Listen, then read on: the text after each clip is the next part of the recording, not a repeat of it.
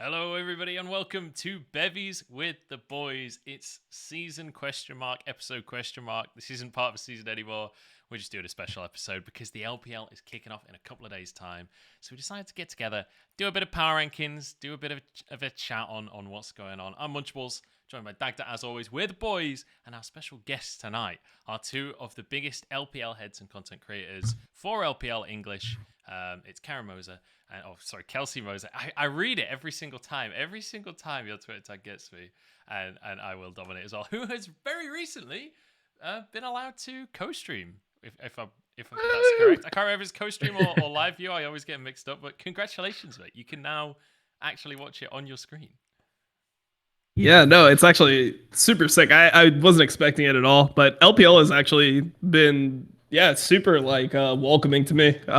Even since like last year when they was the boot camp in China, they gave me like an account and allowed me to spectate like the pro players and stuff, and now they're letting me co-stream. So yeah, it's been sick. Oh yeah. So let's do a quick whip around before we get the LPL conversation going. We'll introduce ourselves and just show what we're going to be drinking tonight. So Kelsey, I'll go over to you first. What are you drinking tonight? And tell us what's going on in your world over in North America. Yeah, so I'm actually drinking this wine called Barbera d'Alba. I had it recommended to me. I go to this wine bar and I just say, give me a mystery wine. That's what I got. It's a red wine, but I'm drinking it out of a coffee mug because I don't have a wine glass. And I figured if it's 11 a.m. on a Saturday and I'm drinking out of a wine bottle on stream, I guess a little bit sus. So, I'm putting a barrier, but now you guys actually know and can judge me that I'll probably make it all the way through this by the end of the episode. So there you go. I think the mug is the esports way to do it anyway, so we'll take that. Dagda, over to you, mate. What are you drinking tonight? So I'm on vodka, but it's grapefruit and rose vodka with some soda water added. Yeah, it's really, really nice. Picked it up in Tesco because apparently they're TSM fans, but yeah, it's good. Happy. Other than that, not much going on my end. Just moved back to Ireland from China, so I've been trying to get my life together, and then getting ready for LPL that starts on Monday. I know, yeah, it's rapidly coming around the corner. Dom, what are you drinking tonight, mate? So I've been off the like all the other types of seltzers, and now I'm on the Truly. This is the one that I'm drinking now. Truly, so, never heard of it. Yeah, I mean it's like I think it's just better flavors than the other ones I've tried. So yeah, we're on the Truly grind now. Okay, I feel like seltzers over in America are the equivalent of like fruit ciders over in the UK, where we have like Recorderlig, Copperberg, and like a million other different brands of these fruit ciders that to me, I don't drink them. They all kind of taste the same to me, but everyone has their own personal preference on which ciders. Yeah, I mean, this one is just better than White Claw. That's all I'll say. It's like this one just tastes better than White Claw, and they have like different flavors, so that's why we're on it now. We've got like story progression. Sorry, I'm pretty sure Munchables just called you weak, so it's fine. It's all right. It's 11 a.m. on a Saturday. I understand. I'm a bit of an ale snob, I'm not going to lie, but I will say we've got like a bit of a narrative progression here going on with Dom, because last time you were on the show, you'd only just discovered White Claw, and you were like raving about how amazing White Claw is, and now you're like, I'm so past White Claw. White Claw that's the old me. He did call himself a degenerate though for it, so I don't know. That's true. Yeah, I mean it's definitely like a degen type of drink, like it's not wine in a coffee mug. It's some other shit that you just drink to, just like while you're drinking it, you just know you're a piece of shit. It's like, yeah, I'm drinking at like 1 on a fucking Saturday. I mean, I'm the equivalent of like a 21-year-old college kid, except I'm 30 years old and all I do is talk about video games. So, you just gotta like accept it at this point, And it's like alcohol in a coffee mug. If I have a brand, that's basically it, right? Because I don't actually make the effort to do so. But this is just, I did a drunk VOD review once and I used a coffee mug. So this is just the way it is. Were you VOD reviewing LCS, or why were you drunk? It was TSM versus LGD at 2015 Worlds. So yeah, close enough. It was the first one where LGD lost. Was that the game TSM won at World? Oh wait, never mind. They didn't Yeah. win any games at Worlds. Okay, my bad. Oh yeah, no. This was 2015. Yeah, not 2020. So it was like okay. it was ages ago. It was like the cough, and I had whiskey. I drank an entire bottle of Jack Daniels that night. It was great. It was the best. Respectable. Nice. That's a hell of a VOD review right there. That is a hell of a... Is the VOD still up somewhere? Can I go review that VOD review? It does actually still exist. I will not tell you where it is, but it does actually still exist. I'll give it a search later. So I'll just round out the thing. I'm drinking Elvis Juice by Brewdog, which... Shout out to Brewdog. I bought 50 quids worth of Brewdog. They just give me a massive crate of all beer. But they plant trees when you buy the beer, and they converted a bunch of their bars into COVID vaccine stations. So big shout out to Brewdog. All right, so let's talk about League of Legends. We've got a few topics to go over. Obviously, LPL is going to be kind of the primary topic tonight. I think we should probably... I guess it's up to you guys. Would you rather hit on LPL and power rankings first, or would you rather talk about some of the shenanigans that have been going off in the other regions first tonight? Because we've had some weird shit going on in the last few days, I think it's fair to say. Which direction would you guys rather go first? Do you want to save the power rankings until we're a bit more drunk, or the weird shit until we're a bit more drunk? That's the way I look at it. I'm down to do the weird shit when I'm more drunk. Maybe I'll have a different take because I've already given my takes on a couple of my shows about that stuff. So maybe when I get like progressively more and more intoxicated, I'll come up with better ways to phrase what I think about the LEC and LCS stuff. Okay, sweet. I like how you immediately gravitate towards the LEC when you're talking about weird shit. Because, despite the fact that the LCS games last night were really tragic, Good. LEC has still somehow winning the weird shit award. So yeah, I was also alluding to some of the roster changes and things that have been questionable at best. But we'll come back to that. Let's first look at some rankings here. So I'm just going to bring the rankings up on the screen. We've actually, on Bevvies with the Boys, we have a graphic. This has never happened before. This is uncharted territory here. I've made a power rankings graphic. So I'm going to bring that up on the screen. And this is our graphic, our power rankings for each of us, as my mic has just completely fucked itself. There we go. It's fixed. Can you guys just talk for me for a second and just make sure my scene is actually working? Okay, it's fine. I did it okay. I didn't completely break everything. Awesome. I'm disappointed this is not done in paint because I feel like if you're drunk and you have to actually just use paint, that's the way it is. That's true, but I wasn't drunk when I set the show up. I just intend to be drunk by the end of the show. That's the key difference there. So let's quickly have a look at some of these rankings. So obviously I've just thrown all of the rankings up on the screen, but I figure we should start at the bottom and work our way up. But what we did in a previous show was we kind of did it in little groups because quite often we're all going to have similar teams in similar areas of the standings. So let's start at the bottom. We'll go, our 14th to 17th teams, and I'll just go through and quickly read them out. I've added a G somehow, but TT is Dom's 14th, V5 OMG and Rogue Warriors last. I've got OMG in 14th, V5 TT Rogue Warriors. Kelsey has TT up, OMG Rogue. I'm not even sure if it's up or UP. I'll figure that out across the split, I guess. And then Dagda, you've got Rogue Warriors in 14th. That's not last. I'm kind of amazed. Look, I really like Harrow. That's like it. That's the extent of this. It's like I really, really want Harrow to do well. Do you like Forge too, or just Harrow? No, I don't. No. It's Cassidy's pretty clean. Yeah, and I think Betty is relatively okay, and I'm just hoping that essentially they can do well. I just like Rogue Warriors because they always seem to be the team that sometimes can just bring something out of the bag out of nowhere. Like, they just have these random games where they come out and, like, they beat IG in, like, one or two of the games. I know Kelsey's looking at me, but, like, I think they're a fun team, and I'm hoping that at least maybe we can get something out of them, but I don't know. It's kind of like wishful thinking, but I'm hoping that we can get Harrow and Betty kind of make something happen, but I'm not a fan of the mid lane.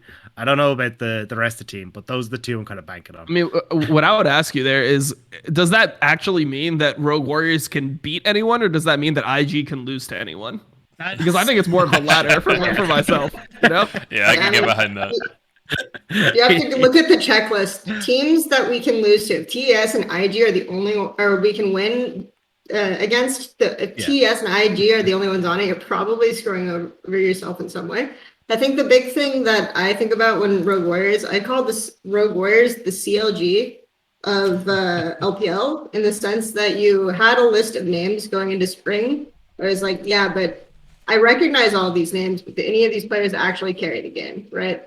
So it's really difficult for them to actually win at a certain point. And now they have a different top laner.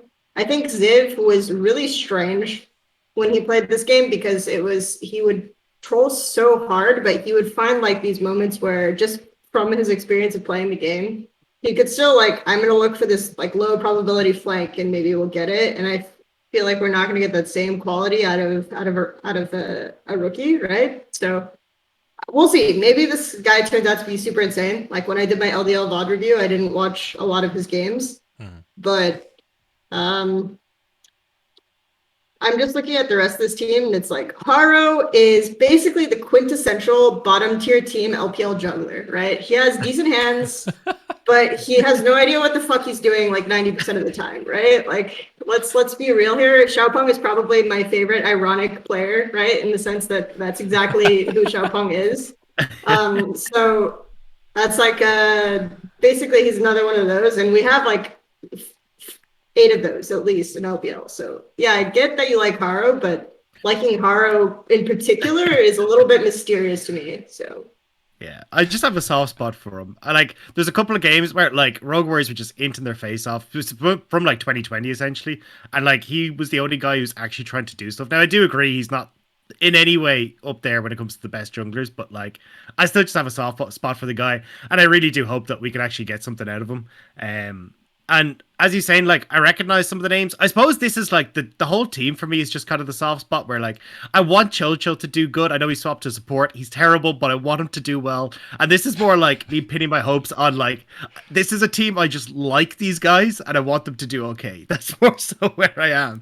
I don't know why, but like, I swear last split 4 just made me like angry throughout the split. Like, there's certain, like, I mean, it's like when I watch LCS, like, the reason why I'm like perma tilted is because like certain things that are done literally make me angry. Like, I'm like, why are you like, you it literally feels like you're actually actively playing against your own team during the games. And that's how I felt about Forge. I felt like Forge was such a player that would like, even in the winnable games, he'd somehow just lose it. Like if Haru had a random good game where he's like kind of popping off, Forge would just be there to just throw it every single time. So like, I just feel like a team with Forge and it cannot not be 17th place. Like, I don't know what 4 players you could surround him with to not make Rogue Warriors 17th place.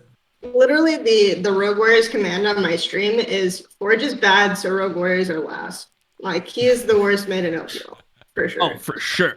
It's not even close. All right, respectable. I mean, I completely agree. I also have Rogue Warriors last. I just wanted to put Dagda on the spot and see if he could justify the absolute insanity. The answer was no. The answer was no. No, I couldn't. It's like, I feel bad for them. My question then is, like, do you not feel bad for OMG, TT, and V5? Like, surely V5 have been a little pity at this point. I don't know. Like, the whole, like, roster has just kind of exploded, so... Like, I like Uniboy, but I don't know kind of what to expect of a lot of these guys. Invincible is kind of met on, like, Kepler. ZYF, I thought looked terrible in the LDL VODs that I looked at. Like, his position in lane was pretty bad. He tried to roam, it didn't really work out. So, like, I'm not convinced by the bottom lane for them either. So, I'm kind of thinking that, like, V5, I don't see somewhere that they're actually going to be able to carry from. Mm-hmm. Yeah, I think that's a pretty respectable way to look at the team. I think with V5, I feel like all of the good stuff that was there is gone, right? Like, when you think about this team, when you think about the things that were exciting about V5, like, all... got in Wewe. Yeah. And Mole as well, BLG? And even Lang Xing was on the team, and like Lang Xing, I can get excited about that guy, but now he's gone as well. It's like, everything that was good about V5, it's either left or it died somewhere, I don't know. Like, the magic is gone. The church is dead. There's been a revolution. So the only player I'm still interested in on this team is outside of like the rookies is Uniboy. Yeah. I always have a tendency to with like some rookie players there can be like a little bit of overperformance, so I have them over OMG.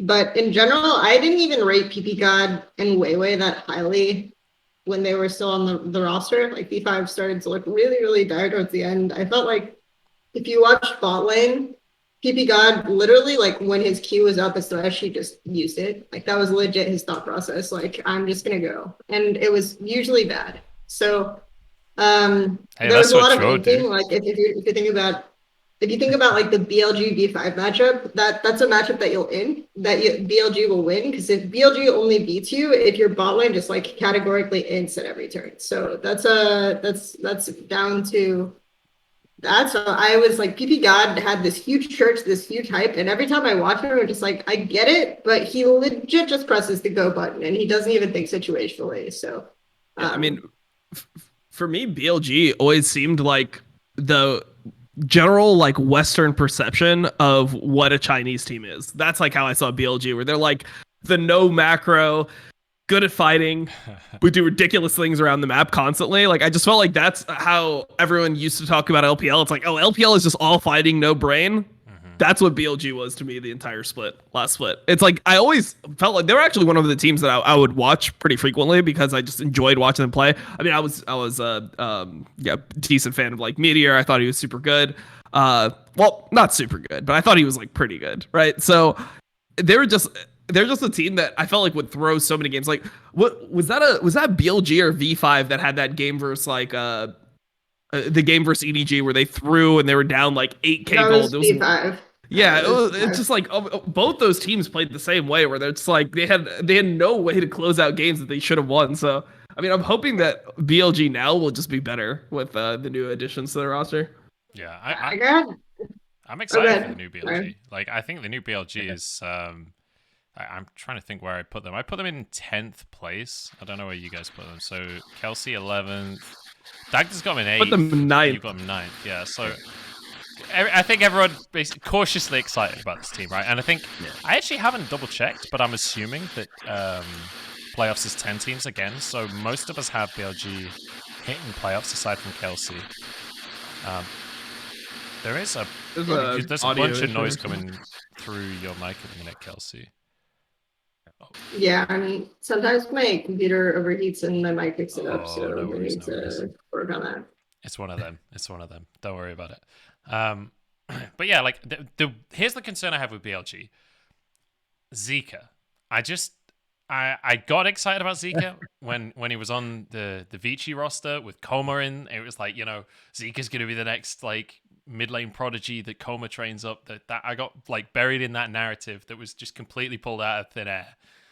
And then I just watched Zika do nothing for a year and a half now, and I'm like, well, are you ever going to try and carry a game? Like, even when he's got kills, it doesn't feel like his impact on the game increases. Like, I feel like I just watch him just PvE, clear a wave, and then go back to base. I just can't get behind a team with Zika on it anymore, because I just don't see any way that when you've got some of the mids that you have in the LPL and you're going to have to have an impact through that mid lane, Zika's just never going to take that box. But he said Zika over rookie. Can we ban them or? I can't say. I got an IG fanboy. Like my teams are IG and FPX. Like those are the teams that I'm biased towards in LPL. I can't see Zika better than like obviously rookie had like a bad split for rookie standards last split, but he's still rookie, man. I still believe in him when it matters. I still had him as the best mid in regular season LPL just because like he always will see the fight, like see a way to win the fight that other mids won't. And his landing is like really, really solid because I watched as much LPL Pro videos as I could, right? And rookie like really understands matchups and how to min-max them super well. So he's like always someone that I look at for that. So I still had him really, really high up, even though a lot of people were saying like rookie's not performing well, like you're trolling, but I still felt like rookie was the best mid in LPL last play. I mean, I felt like he would randomly get caught and die in like mid to late game where he used to never die before. Like old rookie would just be like this consistent powerhouse where you could always rely on him to play near perfect at like all stages in the game. And I felt like this split, the thing that I hated to see was like just randomly he would just like die on Azir or die on like Syndra or die on Orianna before the fight started. And then like if he dies on that team, the whole game is just over instantly. Yeah. Like everything collapses in like 1 second. So that was the thing that like that for me would say like, oh, Rookie is like having one of the worst splits that I've seen in the last like 2 years, was because I just don't remember him making those types of mistakes before. Like he would never have those massive int moments where it's like, oh shit, you just lost your team the game. Like he would never lose the team the game. It was always the Shy losing his team the game, or whatever AD carry that they were using would lose the team the game. It was never him. So Yeah, summer 2020 was like Rookie hard carrying IG, whether they fucking wanted to or not. Like it was IG were bringing Brock kicking and screaming, and you see these unbelievable plays come in a Rookie to actually win the game. And then we got into spring 2020 and like our 2021, and I was like super hyped when I saw him bring out his ear again, because I remember he had like one Azir game, or a couple of them anyway, in summer 2020, where he just wiped the floor with people and was like flashing over into Raptors to like 1v1 kills and stuff. And I was like, this is so cool. I can't wait to see this, like an aggressive Azir player. And then he just inted his face off. I was like, what happened? Like, where did this come from? So yeah, I don't know. I really hope he comes back this split. Oh, I'll always remember that the Shy Cannon game with the rapid fire cannon second and Bork, like when his whole team that'll be ingrained into my memory for the rest of my life. Like that is just like how I see the Shy now. I'm like, oh, he's actually like the person in my solo queue games who's like trolling that I'm like begging to please stop and like tell him that the game is still winnable. That's who the Shy is. It's not the D-Blade Rush Orin. That's for me the iconic the Shy. That's up there as well. Immediately solo killed. But I just like, I every time I think about that Cannon game, I think about being Rookie, right? You're this exceptional elite player, maybe the best player in the world at the time, right? Like at least arguably. You're there, you're playing your fucking heart every single game. You are single-handedly pulling this team towards Worlds. And then you press tab, you look at the scoreboard, and you see that your old buddy, the Shy, is building fucking AD, while none of the rest of the comp has any fucking AD. And he's like, 1-8. And you're just like, what the fuck? Yeah, wasn't he like the only magic damage source that game? Holy shit. There was like, the Kenner was like actually fine if you just built AP. Yeah, it's like think of Rookie's superhuman mental in terms of like the one game where it was like, we can't get a good AD carry, so I guess you're playing AD carry this game. Yeah, like, that's always the way that I think about him, because it was like he did that and he was probably the best AD carry they had on that team for 2 years. And the one game that he played AD. I just saw that as like punishment for having Ning jungle for him. He was like, you know what? Like, you're going to put Ning in my jungle clearing at 248 full clear with Lee Sin, like, or like 3 minutes or whatever it was, like 12 seconds slower than like what the average time should be. I'm just going to fucking run it down. Like, I'm building Bork, I'm building rapid fire cannon, and I will keep on fighting 1v1 in the side lane until the game is over. Like, I will make sure that we end up getting a better jungler for this play. And you know what? It worked. I'll take Jun over Ning any day. So you'll take Shun over Ning, really? I think they're both. I think Shun cannot play teamfights to save his life unless he's playing middle league. So it's like, yeah, okay, I guess he clears better. But the other thing that exacerbated the problem with Ning, right, at the end of 2020, was more along the lines of they were picking Lee Sin versus like Graves, these junglers that will clear anyway. So if you're clearing like slower for Lee Sin, which is absolutely tragic, then it's like you're fucked. Just absolutely fucked no matter what, given the state of the jungle meta, where it's like, I actually had a lot of respect for Ning in like 2018 when he got Worlds MVP. 2018, even 2019, right? Where it was like when he came back. Playing jungle for that team is so hard because they will just like all three lanes will fucking always be this way. And it's like you have to be in position to make a trade play. Right? You have to always be thinking about like the trade play you can make on the opposite side of the map as the jungler, and you have to think about like the highest priority play. And I like the way that IG and TS think about the game in the early lane phase, but it's also a lot of stress on the jungler, right?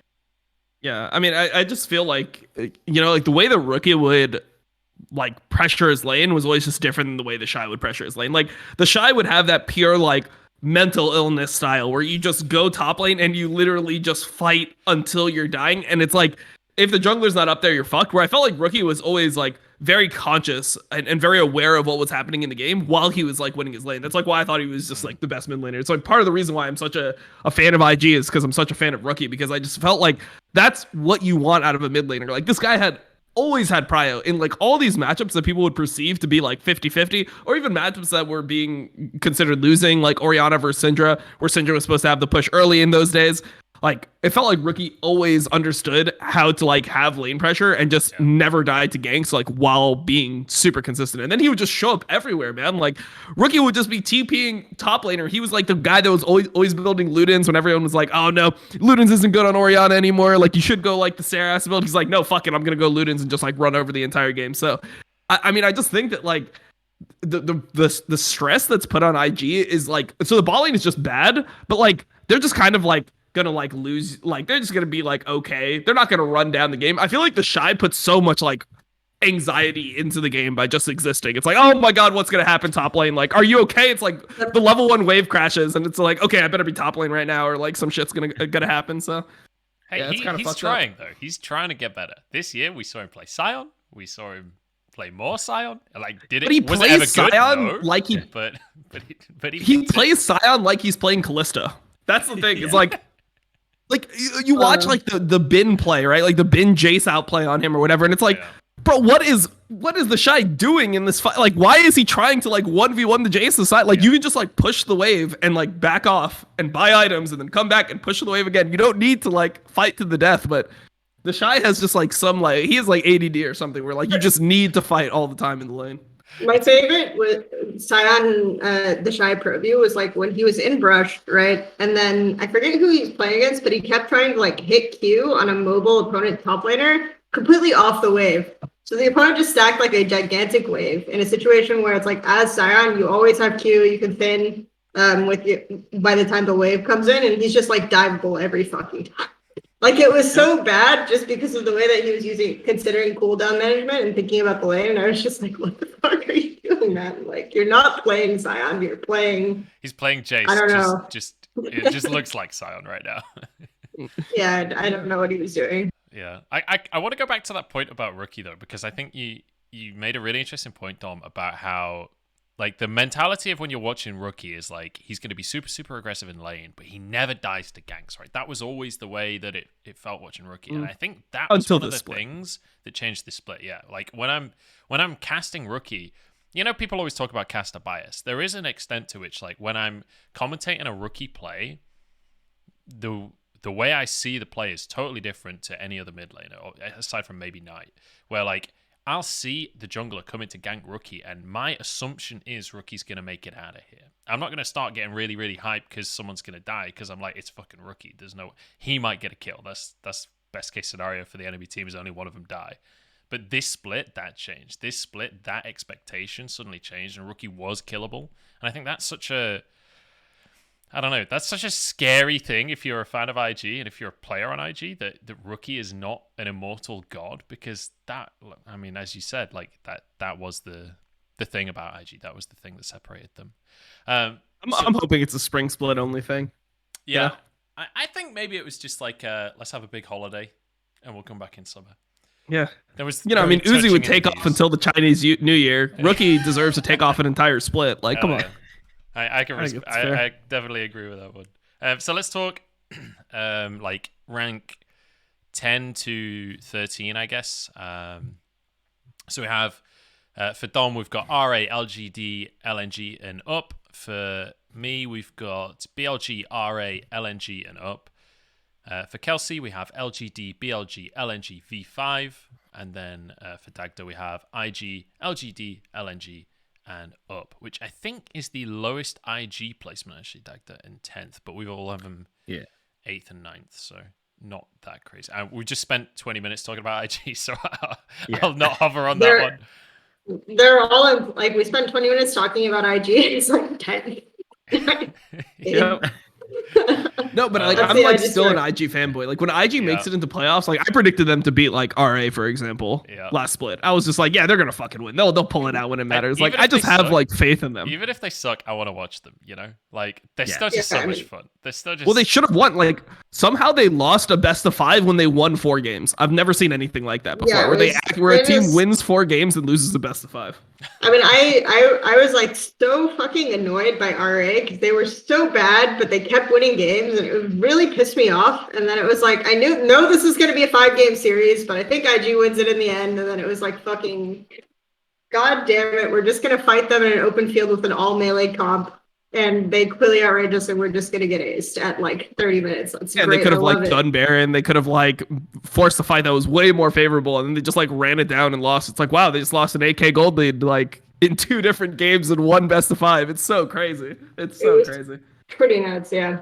That best of 5 was kind of tragic, but to be honest, going in IG versus RA, that's exactly what I wanted. That's exactly what I expected out of that best of 5. Like, had that not Who wants been RA to tragic- beat IG? No. I Like, just mean who? like the quality of gameplay was Yeah, that's exactly. I mean, what my expectation.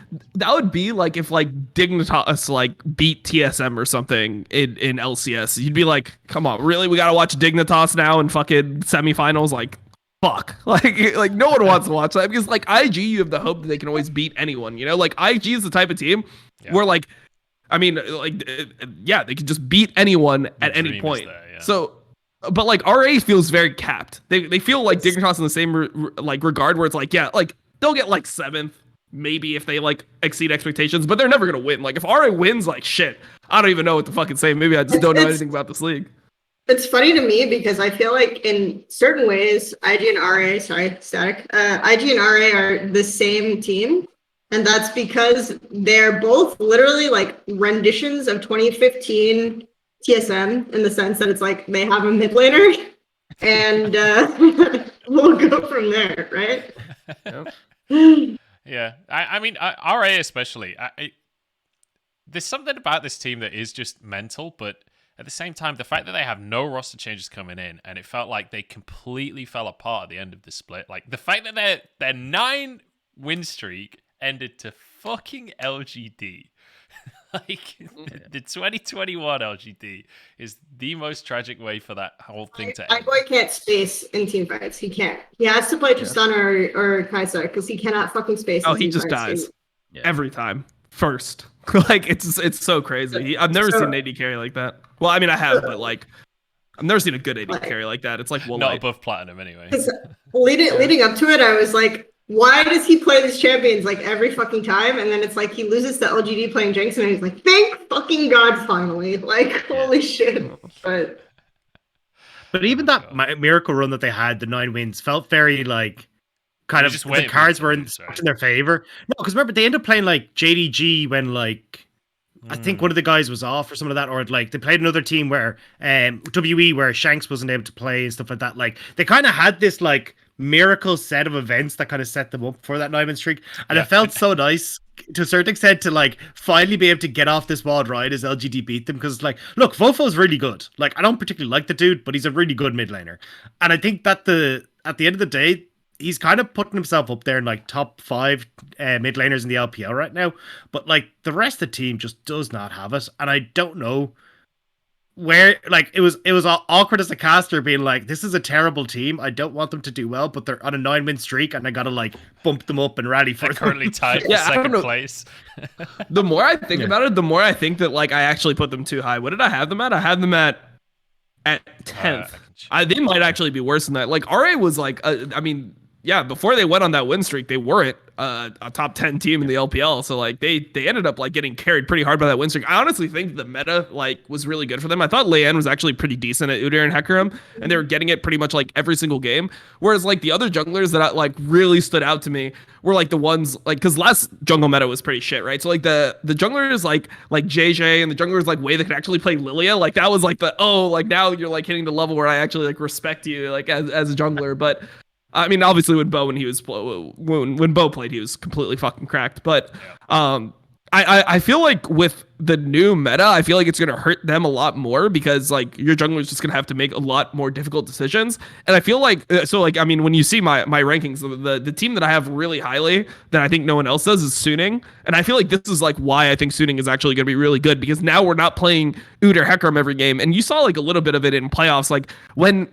SOFM just had the ability to like then fall back on like the Xin or like the Volibear or something like that. He was instantly already better. And I feel like the wider the champion pool becomes, like the more options you have, even if Lee Sin becomes like playable like now in the jungle and you have like Rumble and all these picks, I just feel like that has SOFM written all over it. And that's like why I think that team is going to be a lot better. I know it's kind of a tangent, but yeah. Dude, I mean, that's what I'm the I'm show's down all to talk about so. Suning. I'm down to talk about Suning instead of RNIG. I'm gonna be completely honest. Dude, let's do it. Let's talk Like, about Suning. I 'cause, can talk about like Suning. More than the happy to only talk good about thing about IG and RA is that they had like the top two mids at like 8th and 9th place in the fucking league, but that's okay. They basically Suning for me, like the SFM thing is if his lanes like start to lose inexplicably, he will just full clear and not be in the game. Like it's a thing, and I think like the right now the reason why I had them lower, right? I actually had them lower than I had them really, really low in spring. They actually outperformed where I had them in spring because I thought Sword Art was too important to that team. But I think they're higher or they're lower kind of in my estimation because I think the meta favors less like a jungler being able to get high economy and impact the game in mid game. It more favors like the creative like strategy, and if he just gets fucking tilted because his lanes are inexplicably losing, which they will because his laners are Bin and Fofo or not Fofo. Sorry, Angel. wow, Angel, Huanfeng. Angel, and then not necessarily Huanfeng, but On, right? Yeah. So like for me, it's just terrible. Like, yeah. So for me, it's like I'm going to see watch a lot of Suning games where SFM is just full clearing. And that's where it's going to be. I felt like he was like that because of the picks he was on. You know, like it feels like you're kind of limited when you're playing Udyr and Hecarim every game and you can't run at people anymore.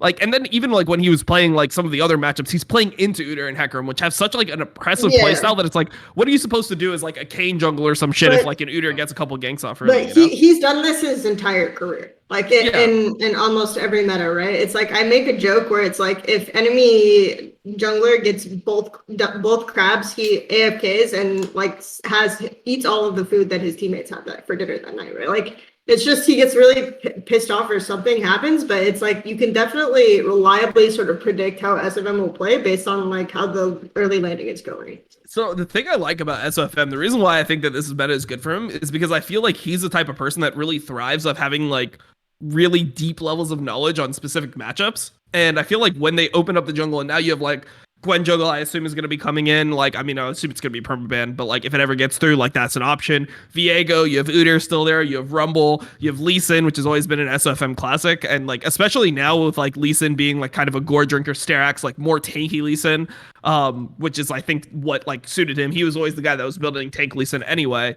I just feel like he's the type of player where if he gets picks that he likes for the game, he'll perform really well. But if he's like forced to play like shit that's like OP but for the team, then I think that he just kind of like does that. So like my prediction is that because the picks are more open, he's gonna have like more confidence and more like, you know, like desire to perform really well. It's like, oh shit, like there's all these different things I can pick now. Finally, I can show how good I am. And I feel like he's the type of person that like really thrives in that type of environment. Yeah, I mean, for sure, he's one of the few players that's played like 4 roles in a professional setting, right? He in BCS, he was legit like the guy. It's like I'm better than my mid lane. So I'm gonna play mid.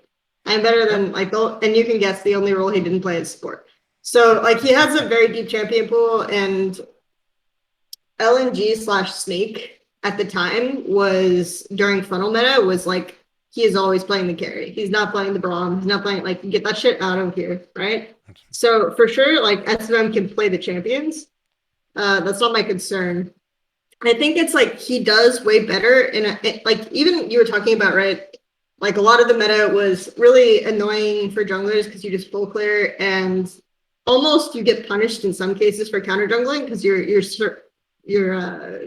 cycling the camp for the junglers. So unless you're like really reliably able to continuously invade, you're in a bad spot. But he was able to pull that shit off, right? That was good. Like there were games where I see him like just completely gapping, like camping it. I forget which, it was like a TT game, which I care about as the only person in the English speaking community. But it was like what, do you just like Samdi or something, or why do you like no TT? like why did I like TT? I like TT because I was the highest, like the rookies coming up from LDL that were the most interesting to me were Captain and Teen.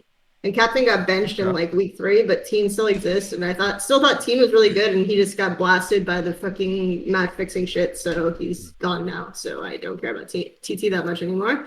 But the important thing is that like Uh, that was one game where I can point to, like, he makes a lot of really, really smart decision making there. He's able to consistently follow up on his invades. And that's why that was, like, I think that was the fastest game of the entire split. But like for me, I'm thinking about SFM, and he's really smart in metas where, as a jungler by yourself, you can get huge advantages and you can completely gap the enemy jungler. But with jungle respawn timers being longer, with his laners still being who they are, like I still have Huanfeng really high because it's like when I watch bot lane, it is on griefing like completely entirely. And then I mean, I have a hard time seeing Suiting succeed when they can't win the game through jungle lead. It's hard for me. Is there a world where, so this is just coming now from pure copium, so is there a world where On can first off have just been training super hard over the last 2 months and got a bit better in the laning phase, but also where he can just follow SOFM around the map and just enable SOFM however possible and just like be SOFM's little pet that he just takes to Herald, then he takes him to Drake, and then he takes him wherever he needs to go, and On is just there to set up SOFM. Is there a world where that kind of thing could work? Because otherwise I I don't know what to believe in for Suiting, and I really need them to do well.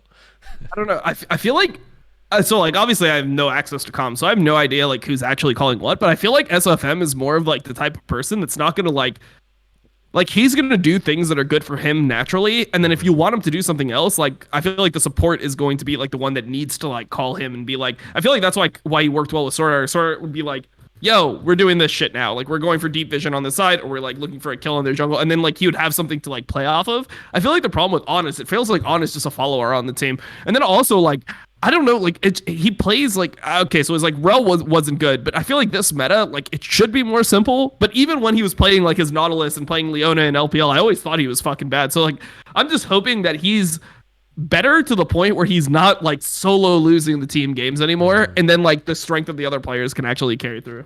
It always made me sad watching on VODs because you just be watching this like, cool, like you could actively win this lane right now if you position better or if you actually went for the play, and instead you'd like flash away from the play that would win that lane, or would other times just completely troll the lane phase and end up costing Huanfeng. And I had this conversation, it was an earlier podcast we did for the LPL, and I was like, Huanfeng is still really good, and I think a lot of people were kind of sleeping on Huanfeng because he was laning with On, and it really felt like Huanfeng was just at such a massive disadvantage compared to where he was.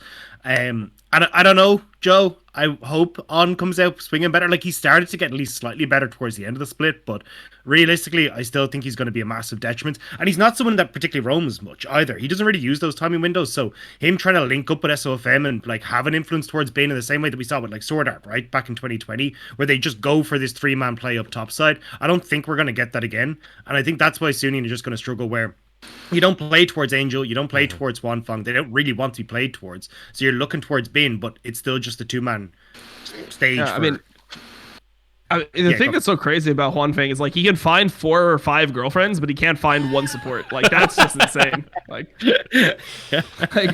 those odds are crazy. Yeah. But you think at least one of them was a Lulu main, right? No, you got it wrong. Only one of them was the girlfriend. True. But see, yeah, this is that was always my favorite Nami narrative. It was like, why did Nami actually start underperforming? It's like he fucked too many girls. Anyway, the answer. Jesus, the old classic. I guess that's some real positive energy right there. But just didn't have the very energy. Good. Yeah. So I think the ending for me with On is I try not to be too critical on supports or rookies, not supports, rookies in general. Just because like I want to give them more time to figure out what the fuck they're doing, but it's like it's really hard to see a positive for On. Whereas like I was super high on Team because I felt like the way he was visualizing fights and engages was like always really super good, and he was also a rookie, so it's difficult to in my mind kind of compare the two. So for me, like On was really difficult to praise or to see positives on. And the other thing that I think about is like the stories about Sword Art are all he had to have a bag of cop drops on his desk because of how much he was talking in comps. Like he was literally that team. And when I'm looking at historically teams where SFM has the most power in comms or is the most senior member, like he is right now, and those teams just historically fail. And I think it is just because he finds himself in a box that he can't get out of, where if he's not ahead, he can't visualize winning the game. I think that's normal. It's just like he needs someone to kind of check him a bit and have a dialogue with to really succeed. And I don't see Suning having that. Yeah. No, somebody in chat said On is somehow worse than Yu and Jia. Like, yeah, honestly, like bring Yu and Jia back at this point. Like, honestly, like I'll take him over On. Like, for some reason, like the way On plays, like I don't know what it is, but it just looks like he's scared to like do shit. Like it's like he's trying to go in. He's like one of those players that joins a successful team and he plays with the mentality of like, okay, I just don't want to like fuck up the team. You know, like they're successful. I'm joining. I'm the new guy. I'm gonna try to just like fit into the mold instead of like actually using their brain and trying to be the best player they can be. And like, you know, we saw it with Reckless in LEC with G2. You know, we saw it a little bit with like Yamato. We talked to him on the Crackdown when he joined Fnatic. It's like, oh, you joined a team that you have a lot of like respect for, and you come with the mentality of like, oh, you kind of want to learn from them rather than like, you know, do the best you can and like see where you fit in or like potentially like take a lead on certain things. And I just feel like he's just not the player to replace like you know, so like imagine Suning with somebody like Ming. It would be like a completely different team. Like, that's like one of the best teams in the world. Like I'd love to see them with Iwandi. Like, I'd actually want to see Iwandi join that team. I think he'd be a great fit. What?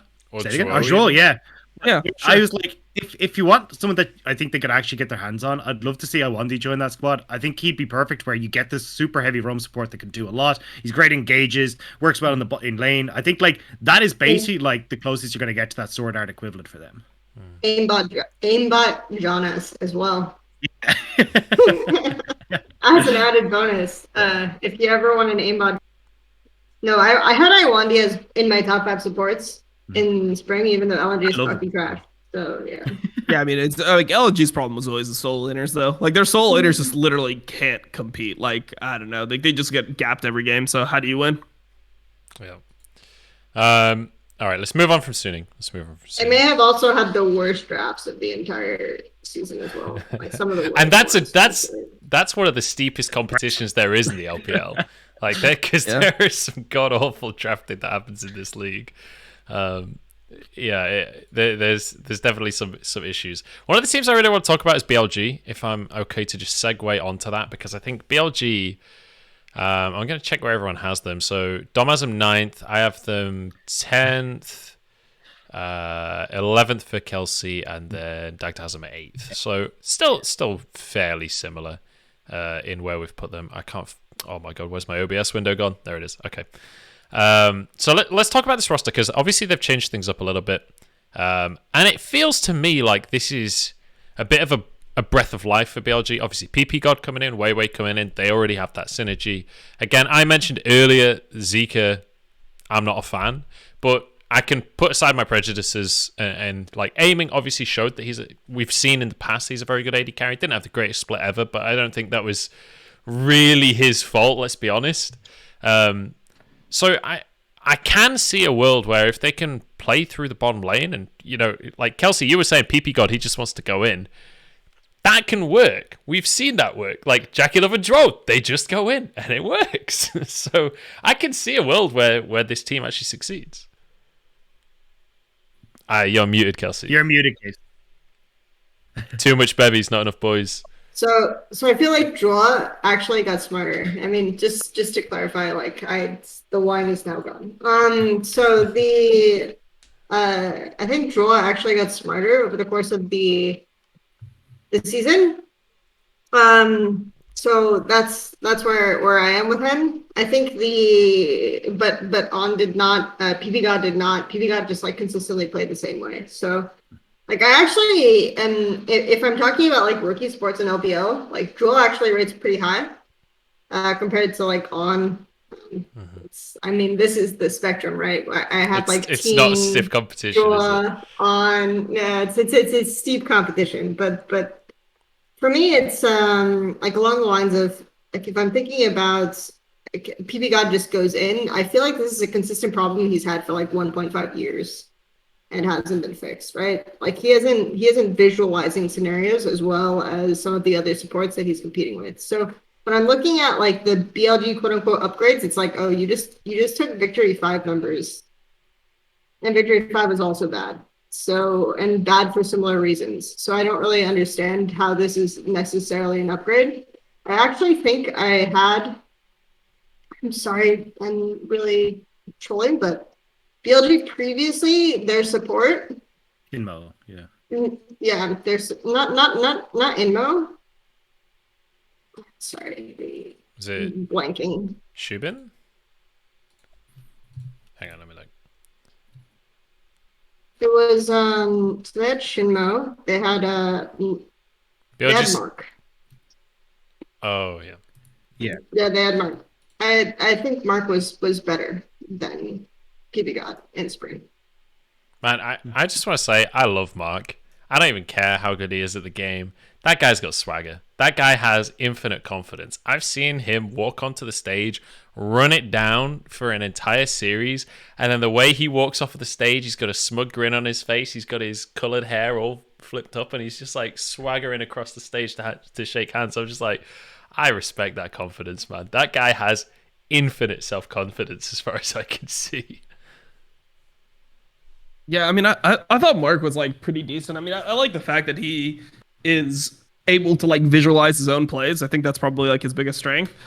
I don't know, like when I look at BLG, I just feel like, I mean, I feel like they were like kind of similar to V5 in ways, and they're also different. I mean, I think the biggest issue here is like how is mid lane going to play, because obviously I think Mole was like a huge part of V5, and him going to World Elite is probably going to elevate that team significantly. So I feel like if their mid lane is able to play like reasonably, I feel like the combo of having like Weiwei and PP God, like when they're on, I feel like they're actually good. Like when, like for example, 2020 summer, I felt like that was like a huge strength for the team, and I feel like also Weiwei is one of these junglers that will be able to like pick up the new champions or adapt to this meta better than some other players. Like I remember when Lilia came out, he was one of the first adapters to it. He was playing it like the first week, and he looked probably one of like the best in LPL in 2020. So they're one of those teams where I just feel like in this type of meta where there is like some level of like skill expression in the jungler, I expect Weiwei to just perform better. Yeah, my big curiosity for this team is like, how does the trifecta of like PP God, Weiwei without Mole look? Because basically that was like the three guys that would work together on that team. And if you take out Mole, as you're saying, Dom, like I don't see Zika filling that void. And then if you're starting to look for Weiwei, like trying to go aggressive, go for these invades and work with PP God to get team vision and stuff, they used to play off of Mole substantially when they did that. And I don't think we're going to get that with Zika. And that's the curiosity for me, where it's like, how do they now fix that or try and slot Zika into that mold? I think the big question for me is like, because I mean, Mole was definitely somebody who was like the kind of like the focal point, like he was the main carry point on V5. So like for me, I want to see, was Mole like the carry point because he's like demanding a lot of resources, or was it just necessity because he was probably the best player on V5? You know, like that's what I think we'll see with like World Elite is now that there's like other people that can carry the game. I mean, now he's playing with like a good jungler, for example, and a good top laner. Like, is he just like somebody that can be more of like that self-sufficient, stable player that is just like good all the time, or is he somebody that needs to be played around? Well, I know when V5 had him play 5 different positions, they still tended to play towards him. So maybe that means he does ask for a lot of resources. Yeah, I mean, wherever the like Nico is, that's where we go. What I secretly want is like SFM versus Mole with 5 PCs, you know, and then they're playing off positions and see what happens. I mean, look, Mole better win that. I feel like mid laners just have to be junglers if you're going like role by role. Like if your jungler has better mechanics overall than your mid laner, your team is fucking doomed. Like that's just how it is. I've got a terrible piece of evidence for that hypothesis, in that if you think way back, TSM on their vlog series used to 1v1 to see who would have to do the dishes, and the odd one never won. Never ever won. Oh, he always had but to I mean, do the dishes. other one was just like, man, It sucks to say, but as somebody who competed against him like frequently, he was just like somebody who was always a bad player. Like he was never a player that you're like, oh shit, I'm gonna get shit on by the odd one. Like he was always the player where it's like, I like man, the if odd Odd one. was on the worst team, like he would fucking suck. Like he was what he reminded me of like I a can't believe really this. early version of somebody like Smithy who. Where like you saw when Smithy left TL and was on Immortals, it's like, oh yeah, this player is like irrelevant. Audun was like that, but like in a different time period, and the time period was worse on top of that. So it was like an even more extreme version of that. I mean, he was the type of player that was literally like hard stuck in solo queue while he was a professional player. Like he was hard stuck in like master tier or like Diamond 1 while he's being a pro player. So yeah, I mean, I think that there's a. I hope that the junglers are more mechanically talented now. You know, it's not the Maokai meta. Like you've had to play Lee Sin for years, and especially in LPL, it feels like if you can't play Lee Sin, you can't jungle. So, you know, That's actually I think it's a lot different. So I'll move on from Odd One before you just tear my dreams apart even further, because I had no idea Okay. about League of Legends back in those days, and I thought it was great. Okay, the general.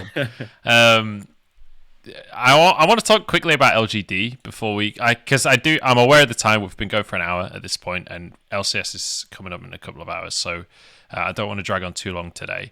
I do want to quickly hit on LGD because obviously Shadow is joining the team, and I think the most I don't know, the most divisive way I could say this is that in the LEC, everyone was saying he was the best Lee Sin in the world. And obviously the conversation on Twitter then was like, hey, have you heard of the LPL? Well, guess what? He's now in the LPL. So we get to see his Lee Sin versus every other Lee Sin, assuming Lee Sin ever becomes jungle meta again. But I'm excited to see how Shadow does in the... I don't think the Worlds performance is a good representation of how good Shadow is as a player. I feel like general perspective dropped significantly at Worlds, but I think he's better than the perception of him is right now.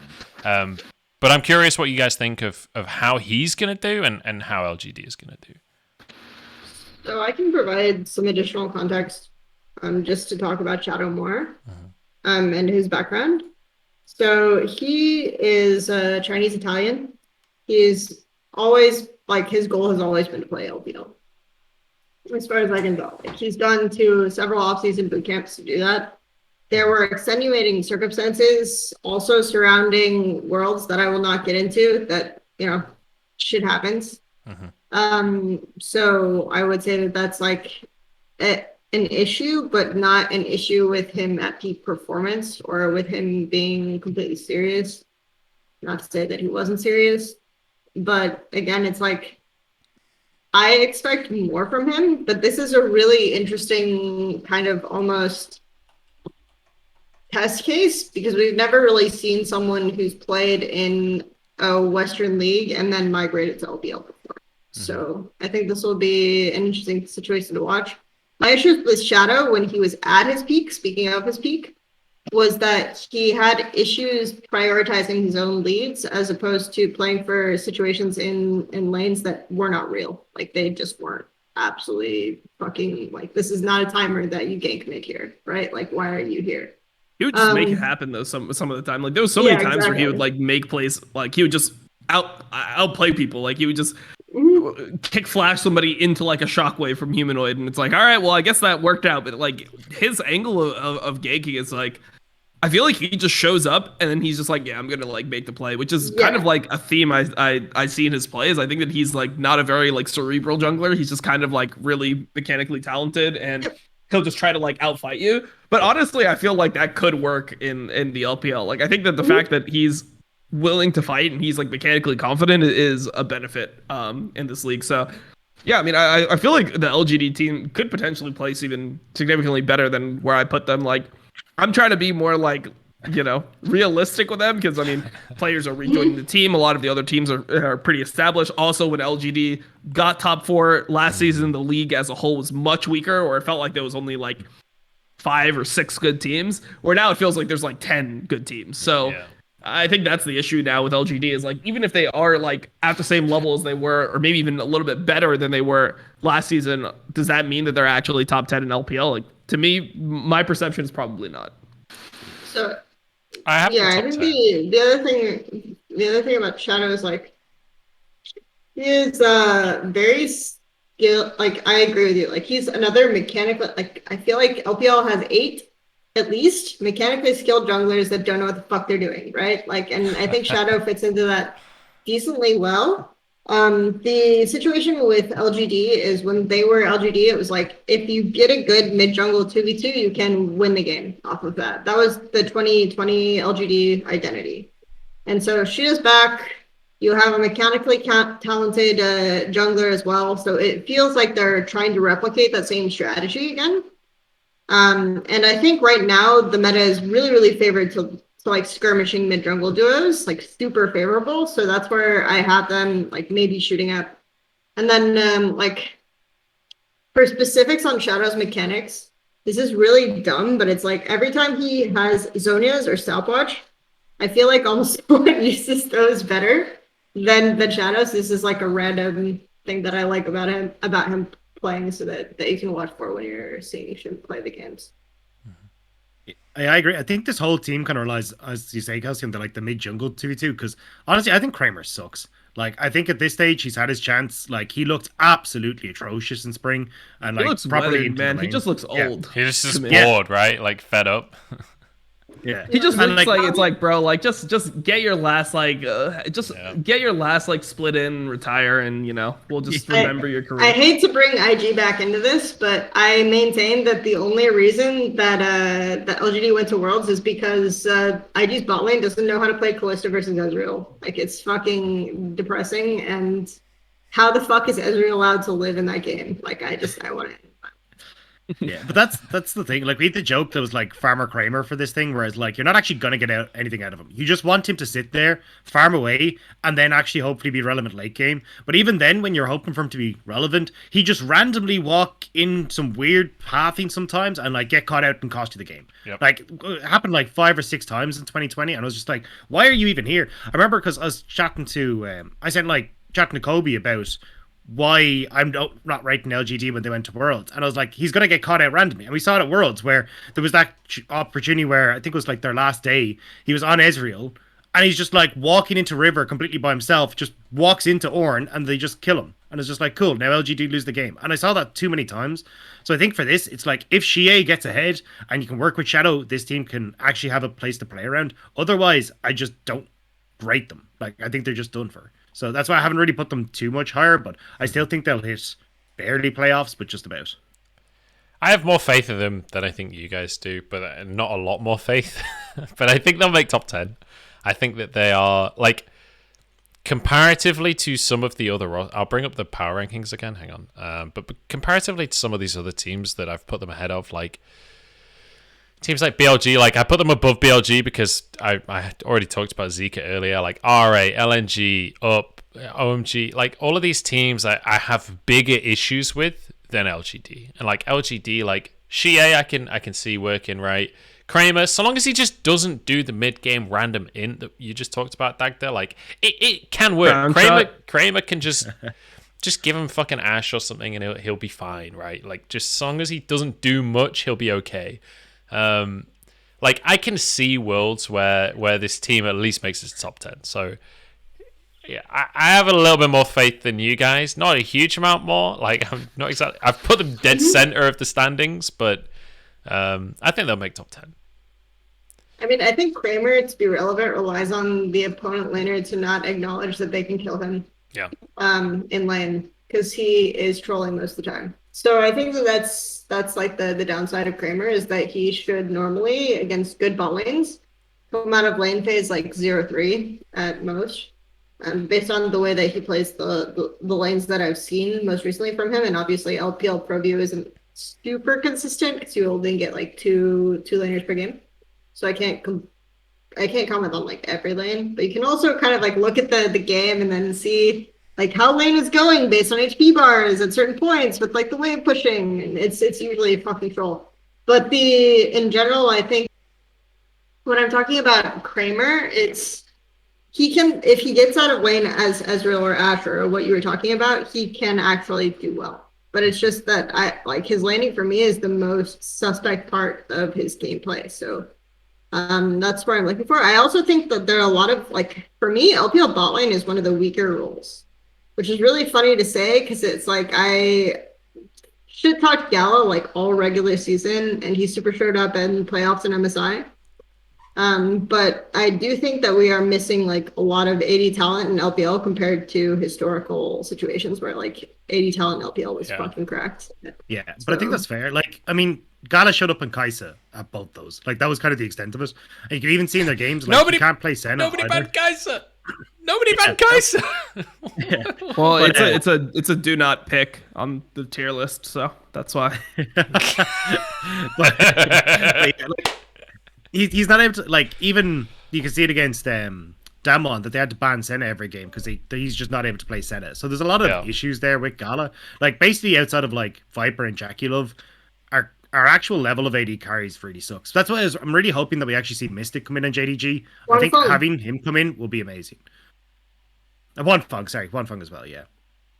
I feel like I'm going to say something that you guys are all going to massively disagree with. When the coin lands on heads, Joe Mung is up there. It just doesn't land on heads very often, that's all. Didn't they literally remove him from the roster?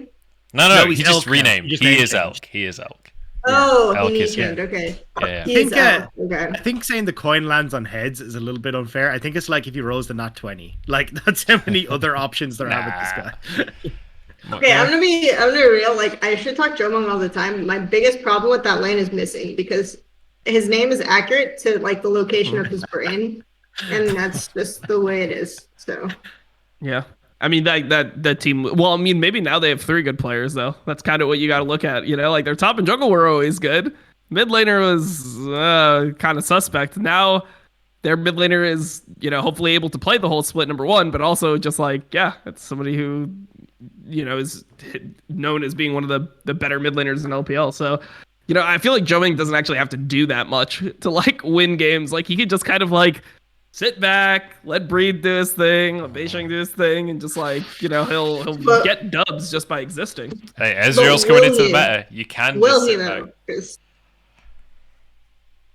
back. That's like my main question is like, will he? Because I feel like WE always play really aggressively lead bot lane, and obviously like I've worked with and talked to AD carries who they can't not, right? They have to go in, they have to play like their matchup this way, and it's hard for them to visualize the game outside of their lane. So there's like a lot of things that you can do where it's like you're talking about, okay, how do I play weak side in the sense that my jungler is pathing up?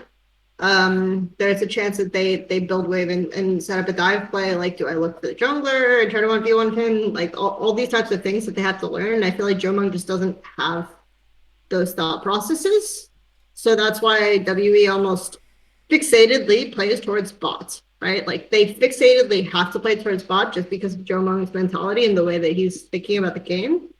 And then I think missing just like frequently misplays too much for the 2v2s to be a successful situation, even when you have like an all-one champ like Tristana. So that's where bot lane for WE really is difficult. Like when they're able to play towards top, they look so good in my opinion. But those situations are really rare. I just feel like the dynamic functions. I feel like that's something that like there's a lot of footage on in LPL though. I feel like LPL is the best region in the world at like understanding like the weak side, actually like looking for the jungler and killing them on camps. Like so often like you watch other regions and it's like, oh, this is our weak side, our jungler is top, we just TP top, we're making a top play. Like our bot lane and our bot lane is literally at our tier 2, or they're like basing and like, you know, doing whatever. Where I feel like in LPL in general, most teams are really smart about being like, okay, we are weak side, but the jungler is solo invading. Like he's just playing it like these camps are just his, and they would like camp a bush and like kill somebody on like Gromp and stuff. So yeah, I hope that that's stuff that like, because you're playing in such a high tier league and because you have so much exposure to what other teams are doing, it's easy to like kind of just like copy paste. It's like, yeah, but this is what other teams do. We're going to try to do that now. Yeah, but my argument is that W doesn't do that. Like a lot of their problems towards the end of the split were like even Beisheng was like playing fucking troll shit. Like he was invading on like weak side and then he collapsed on and killed. Like it felt really awkward for them to understand like trade plays. I felt like WE really struggled to understand early game trade plays, whereas I consider like in my head, like exactly as you said, LPL in my head is like what I call the arms race meta, where it's like if you're ahead on one side, then you fucking just win because the other guy's gonna play like the other side, and you'll get the much more damaging, like much more punishing play because you're ahead. You're further on the map. You understand tempo better. Like the definition of tempo in LPL is literally just like the time it takes us to get to mid lane. That's literally it. That's it. That's the definition of tempo in LPL, and that's how they talk about it. So. Like it's they understand like the fastest move is what wins. Yeah, I feel like Beisheng, just when I think about him, I feel like he's one of the junglers like with the most like upside when he's winning, and then he also just like, I mean, he just has like a lot of like volatility in his gameplay. Like he's the guy that like I think of like some of the score lines he has, and it's like, oh shit, this motherfucker has like 17 kills in this game. Like, okay, like that is a pop off Graves game if I've ever seen one. And there's like the other games where it's like, yeah, he's sending it, but you know, like Magi's Udyr. That's what we need more.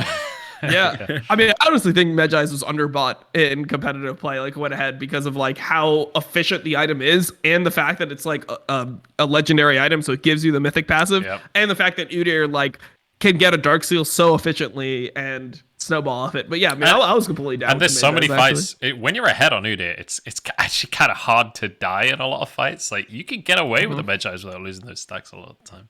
I do think as well, just on final note on WE. Oh, two things. First off, Curse is a god. I pray to the Church of Curse. But the second thing is like we're talking about Jolmung and how he Curse plays. Breathe, by the way, for people who don't know that. Oh yeah, breathe. Sorry, breathe. It's like months on. I still am getting that wrong. But I think that breathe. Fuck, you've got that in my head now. Beisheng, Jolmung. Fuck me, Jolmung. The AD carry has he has Justin Bieber syndrome, right? Where like the reason that he plays fucking crazy all the time and always super aggressive is because when you think back like 12 months from now, think about the team that he was on. He had Teachama mid that was playing Galio exclusively every single game, and then he had Morgan who almost every game would sacrifice his lane to TP bot and make the play to set up Jolmung. Like in that version of WE, he was God's gift to mankind. He had to be like the big AD carry. It was him and Beisheng every game that would carry, right? So it was like in his mind, he could make the insane play because the rest of the team was just going to come with him and make the insane play too. And that's how they lost a lot of games. That's how they won a lot of games. So I can very comfortably understand why Jolmung plays the way that he plays and why he does make such questionable aggressive plays a lot of the time, because when you've been playing on a professional team that literally does that and that's how they win the game for a while, like it just makes sense to me that that would be how you think about League of Legends at this point.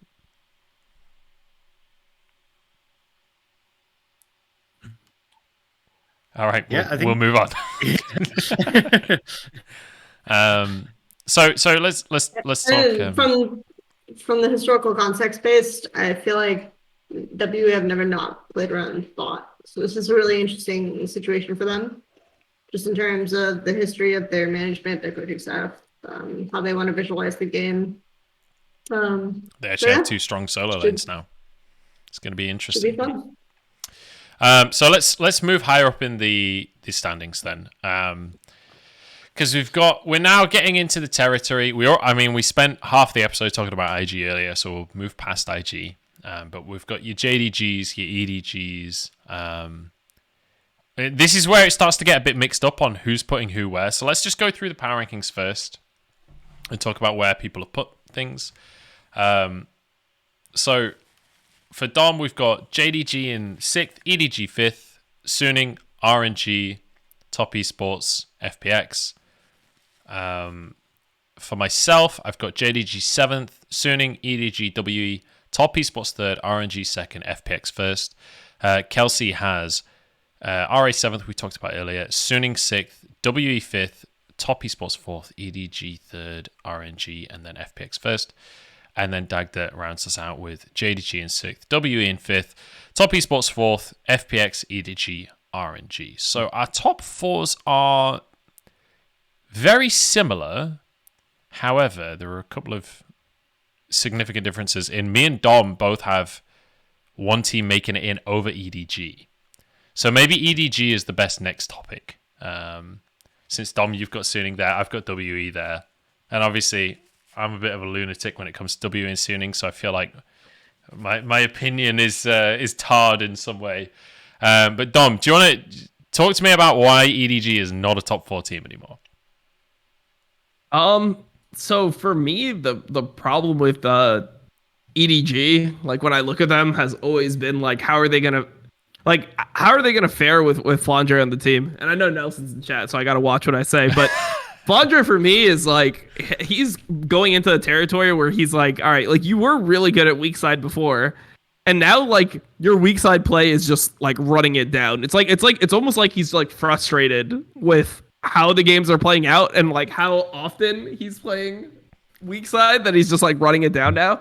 So I just don't know how he's gonna fare in summer. Like I don't really know where I put him when it comes to like top laners. Like if you asked me before playoffs, where do I rank Flandre? I'd probably have him in like top 3 top laners in the league. I felt like he was pretty good in most situations. Now I just feel like after watching playoffs and just seeing how it went, and especially with more carries coming into the meta, it's like I just feel like the meta is really suited to EDG. I feel like EDG is going to be still like a bot focused team, but now I feel like their top laner isn't just like the stable one that's always doing pretty well while being like, 1v3 the entire game. Now I feel like it's going to be him just getting shit on, and there's going to be a massive trade-off whenever they visit bot.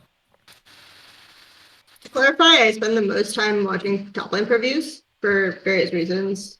One is I do a lot of top lane coaching, but the funny thing is, like I talk about how the Shy will play the Sion lane. Legit, Flandre will start the wrong skill. And he'll decide. Like it's really bad. I don't know what the fuck happened to him like halfway through the split. Like I just don't fucking know, because he actually played decently early on in the season. And I would say that the way that he thinks about flank angles and mid games was really solid also early in the season, and then it's just like he stopped giving a shit. And I feel like if you look at his history, like Snake, when he was on Snake, had so many strong starts and tapered off. So I don't know what happens, if it's just like for him, he experiences burnout. Maybe he has to think about how he's approaching the pacing of the splits in terms of playing solo queue plus whatever the fuck he does. But it's just like so strange to see him consistently like start strong and then be so fucking bad by the end of the split, like every time. I don't understand. I feel like there was a point, like I remember there was one game where he was playing like Gragas, where he was just ulting randomly and like dancing in lane, where it was just like, man, like I know he's like, is he still like trying? Like I know he doesn't have to do anything to win this game, but it's like a little much. Like he's actually just trolling. And then like once it got into like some of the tense situations, it's like, wait, like I thought that was like a thing that you were only doing in your head, but now you just look like you're trolling like all the time. Like it looks like you almost want to die top lane. And you're like you're like in some type of like mental warfare with your jungler, where it's like, well, maybe if I like die more, then I'll get more attention or some shit, where it's just like I don't really know if EDG is going to be as strong as they were in spring, because I feel like a lot of the teams like have leveled up. Like I think World Elite is better than they were. I mean, I think Suning will be better in this type of meta. I mean, I think Suning like made a little bit of a run towards playoffs. Like I definitely think they improved towards playoffs, and I think that they're going to probably carry that into summer. And yeah, I mean, I think that like I don't think RNG will win, but I think RNG is strong. I think FPX is like has just a much more clear direction, because obviously FPX, even though they did end up being like the top 2, I think they were the best team in spring, but like well, let's just say that they're the second best team because that's where they finished. I feel like that was a fucked up FPX, right? Like that was an FPX where it's like playing with 3 different fucking junglers, don't even know who it is. They're getting like streamers to play in their games and some stuff. Like it was just all types of messed up, right? So like I feel like FPX is now like a clear front runner. I think RNG should have like at least leveled up confidence wise from performing and winning internationally without Uzi, like so. I think that just the league is harder, and I don't think that they're going to be much better. I'm finally excited to talk about FPX versus RNG. I feel like I've been waiting to do this the entire fucking episode, and you just talked about shit like sorry. You should have said something.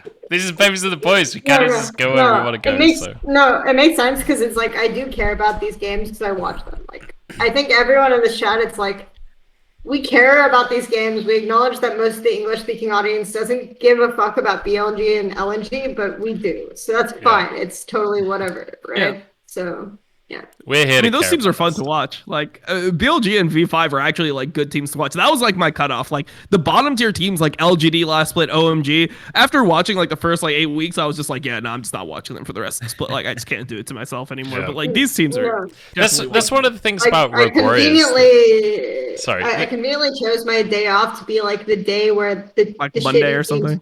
It was Wednesday. It was like the day where most teams played, the shitty teams played the most, right? It was just like, all right, cool, great.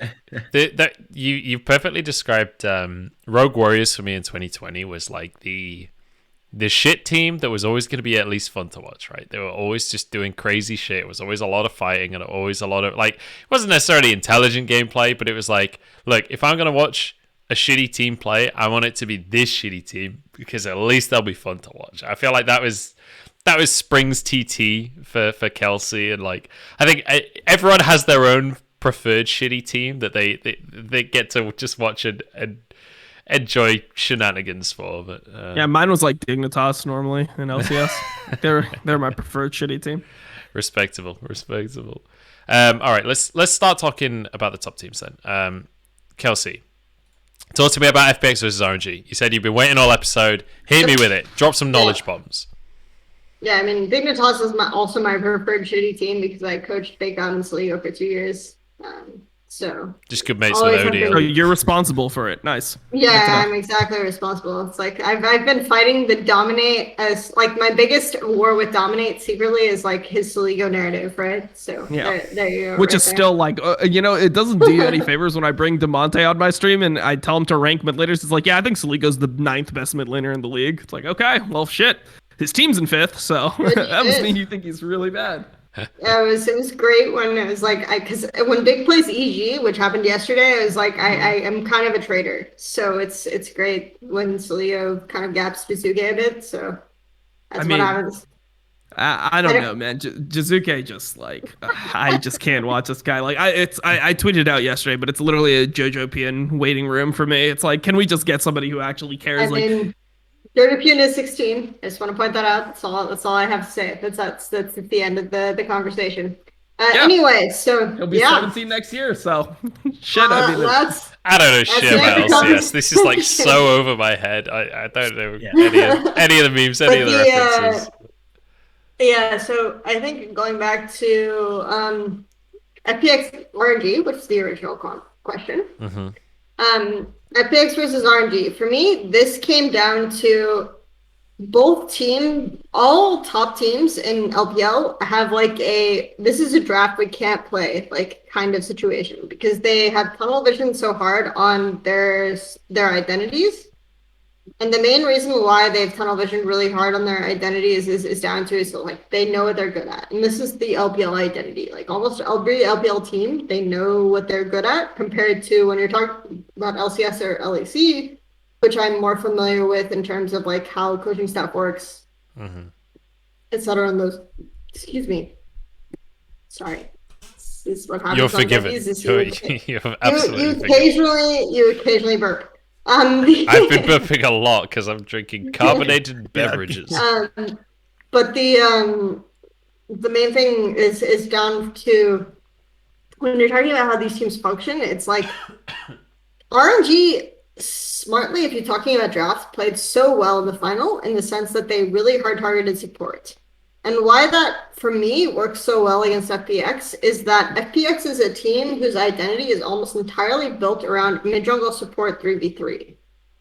When the meta fluctuates into that space, FPX succeeds. And right now, I feel like it's hard fluctuating in that space, like super hard. Like if your mid-jungle support is not good, like if you can't skirmish on the first crash, like at 2:30 to 3 minutes in mid lane versus Doinby, Tian, Crisp, you're probably gonna lose the fucking game. Like that's just the way it is, and that's how it's gonna be going into summer split.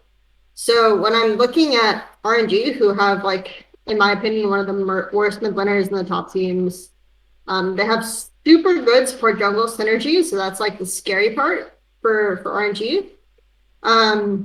But like for me, it's if the meta is, this is the meta that FPX won Worlds on, was like support jungle mids, jungle support synergy. Sorry. Support jungle mid. Sorry. I'm with you. Synergy. I'm following. Don't worry. Yeah. But that's like the meta that they're going to be peak at. And so for me, that's why I have FPX in first on my list. It's just like this is legit how they win Worlds. This is where we are. And this is how they're going to win LPL. I mean, I think when you look at the team, I mean, I don't think you're getting a better Doonby meta than Silas, Gwen, Viego all coming into like extreme relevance and like generally mage items being pretty shit. So like you're looking for these types of options. Like, I mean, we already saw it in spring, right? Like I think Doonby is like somebody who's impressed me with like the fact that he has leveled up. Like he's always been like the good Rise player, but now like I feel like his Orianna is like solid, and now he's playing Akali and stuff, and that looks solid. It just feels like he's getting like better still, which is really impressive for a world champion. Yeah.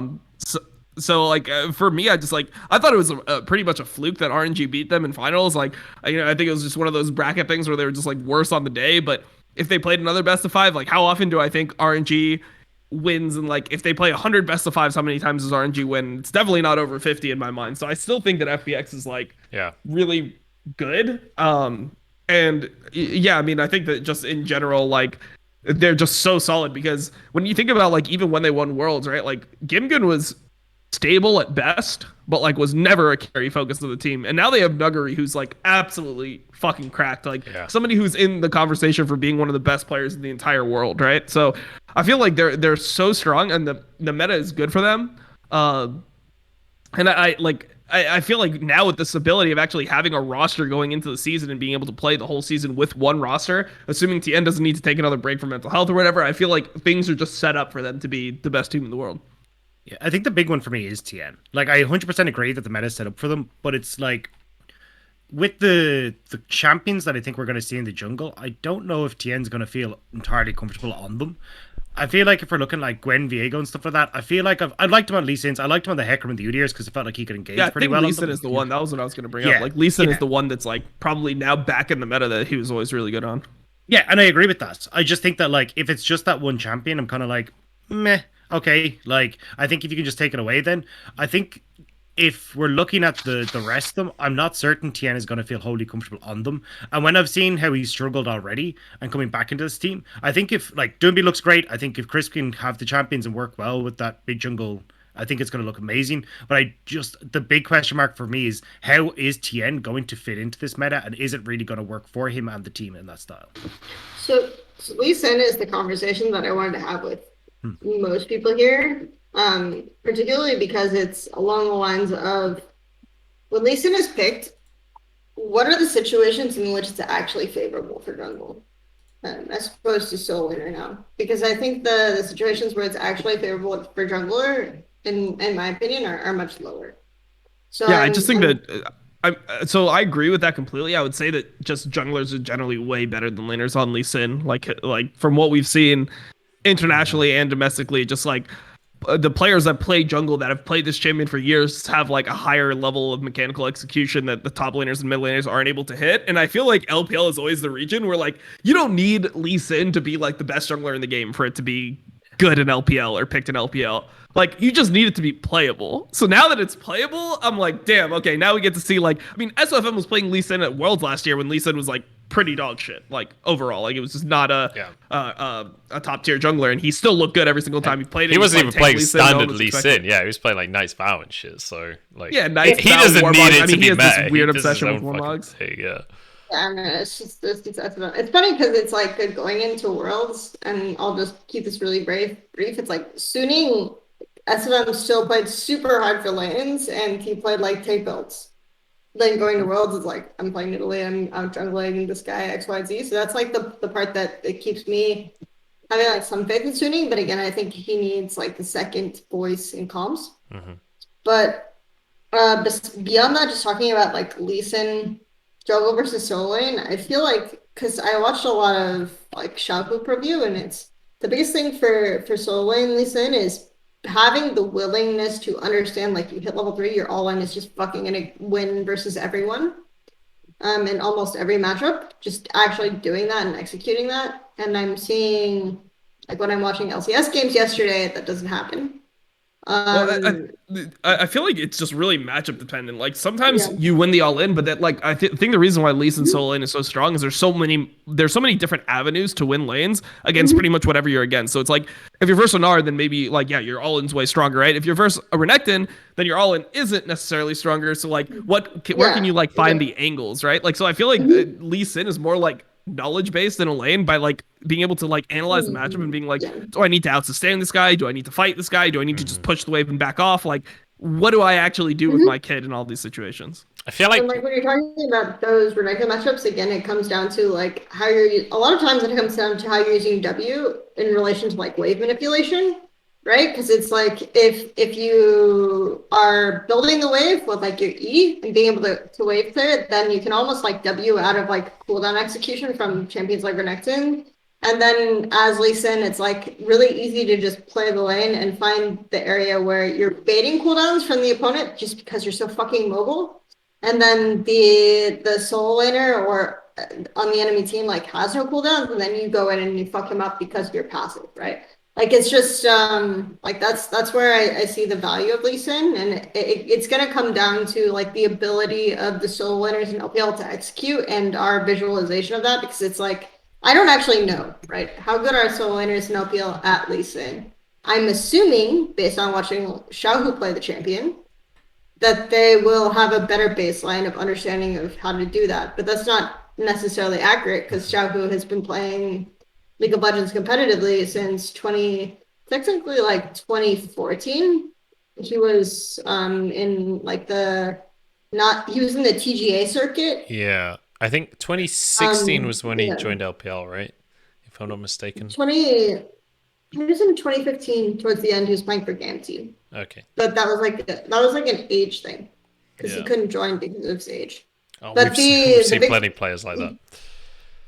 yeah, it's funny because that didn't used to matter because LPL would just forge birth certificates. But that's beside the point. Different topic of conversation.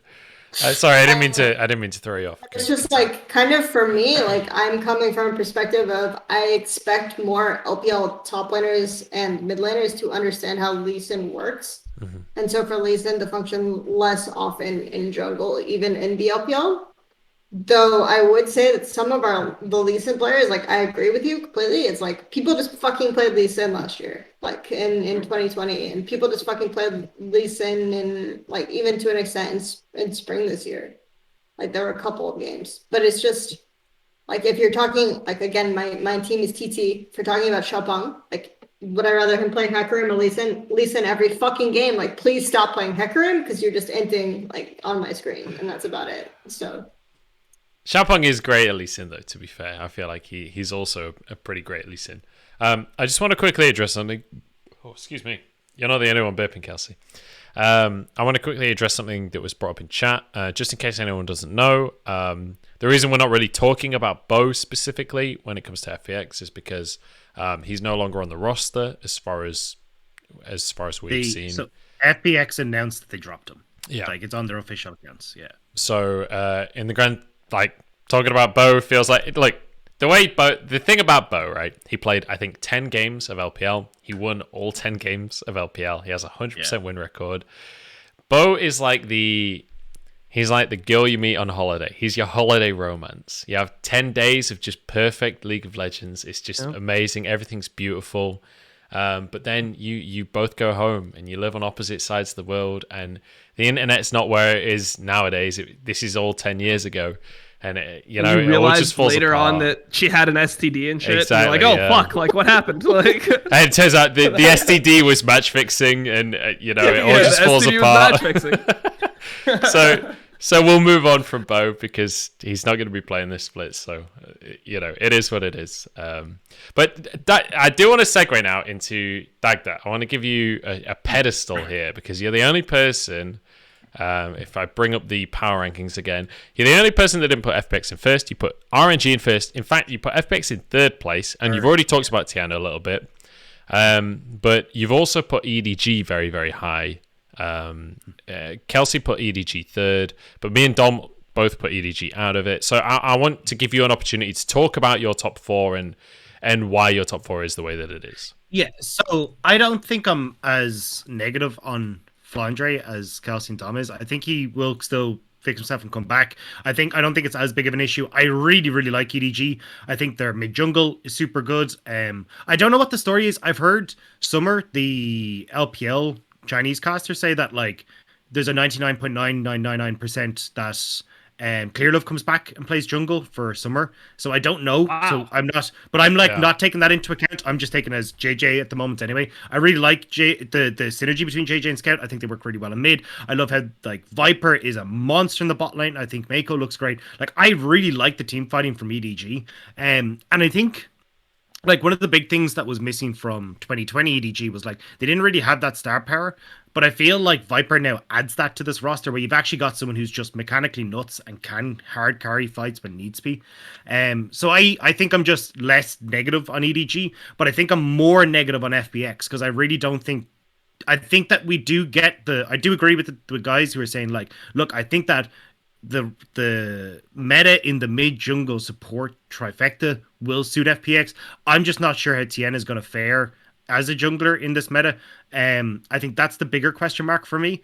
And I think that if that's the case, I don't think they're going to go as high. But like, I also think I'm probably a little bit more biased because like I was riding high on the Bo hype train. Like I was actually saying FPX is going to win Worlds with Bo. Like I was like fully on board with this. I was like, they were 10-0. Yeah, were insane. I was like, this is it. This is the roster. I was like, I think like there's a tweet as well where FPX is like, if we win and my ringtone is Phoenix, I'm allowed to be in the photo. Like I'd already jumped on this train. Like I was riding high as conductor, but now I think I'm just like.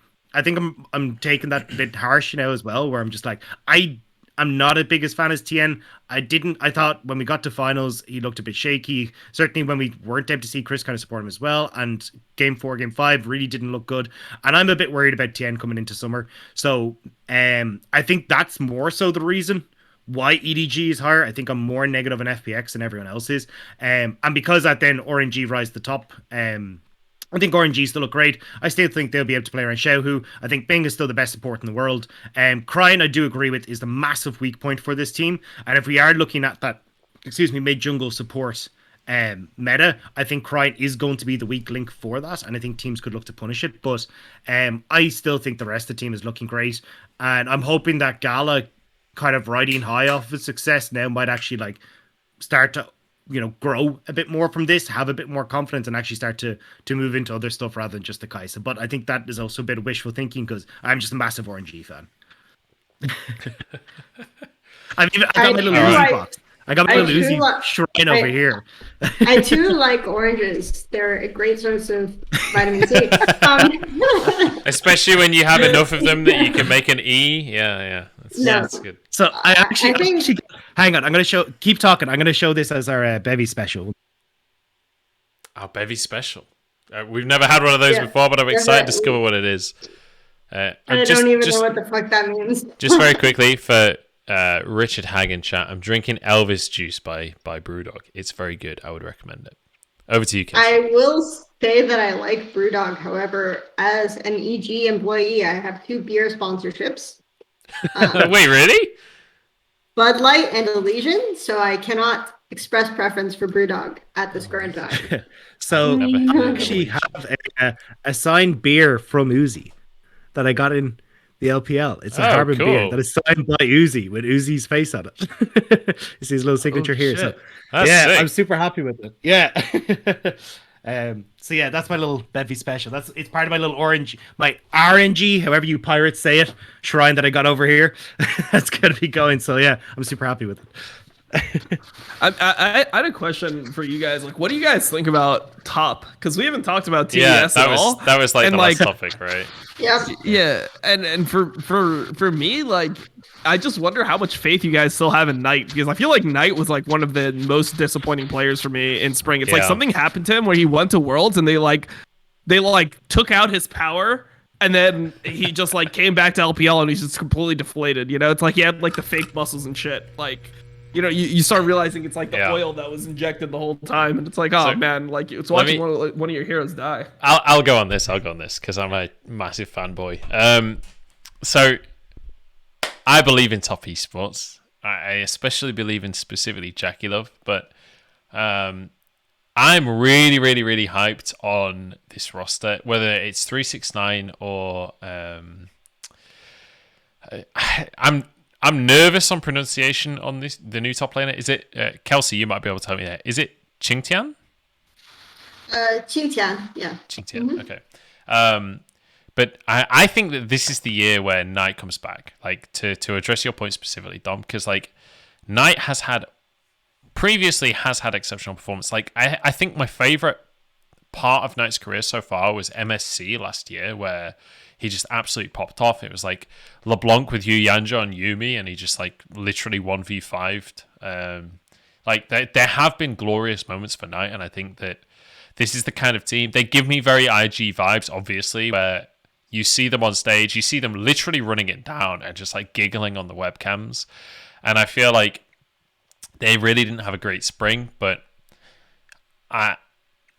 even though they had a really bad spring, it doesn't really make me doubt what they can do in summer. It makes me think, and this sounds like pure copium, right? This sounds like pure copium, but like you watch them losing these games and you watch them on the webcams, and you watch them after the game, and you just like, I don't know, it just doesn't look like they gave a shit to me. It doesn't look like they really cared whether or not they won that game.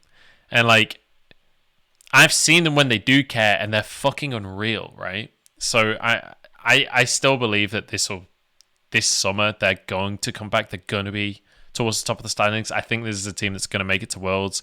The question for me is whether or not they can perform at Worlds. But in my mind, top esports makes it to Worlds. Like I think Knight is going to have maybe the best split of his career. I hope so. I think Jackie Love and Duo are only going to get better as a duo.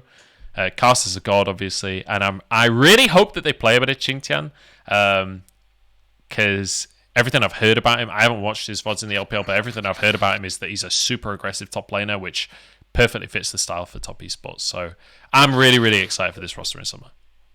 Yeah, I think just on the Knight point real quick, I think Knight was a kind of a victim of the meta that we had in mid, where it was just like, hey, you're going to get Oriannas and Victors. And like, Knight was really, really good in lane at punishing his opponent.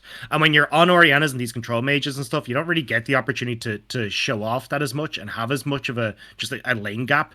And I feel like that was the biggest problem for Knight. So I'm hoping that when we do get this shift away from that, maybe we start to see Knight come back. But yeah, we'll wait and see. So I'll debate that point. Like the point that I wanted to make about TS was actually different, but I will argue that point because I think that the problems with Knight, so there are multiple problems with Knight.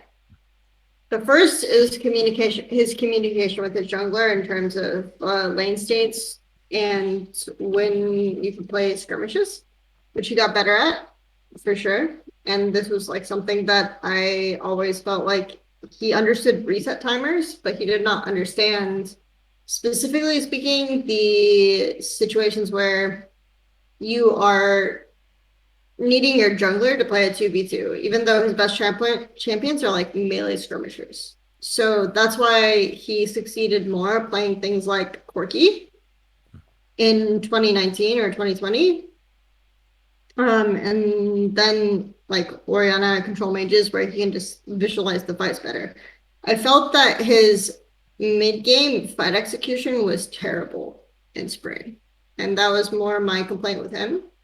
Where when assessing top mid laners, I had to think like, how many Orianna ults does this guy miss? Like, how many is it just fucking whiffed? Like, it's just fucking bad. Like, can you actually call this guy a top mid laner if he's doing that? So that was a big problem for me. In terms of in the top lane, I tried to watch a lot of VODs from Qingtian. And for me, it was very much like, no matter the condition, excuse me, sorry. Wow. Burping. I forget. Anyway, no matter the condition of the top wave, right? You are going to try to set up a play. Like there was an Ornn VOD that he played in the game, and it was just like, should not happen, and then he can get ahead versus this.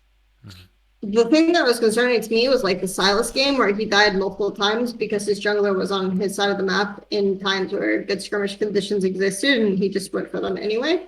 So based on someone who has coached or coaches top laners, my feeling is that he can't visualize mid game if he's not ahead.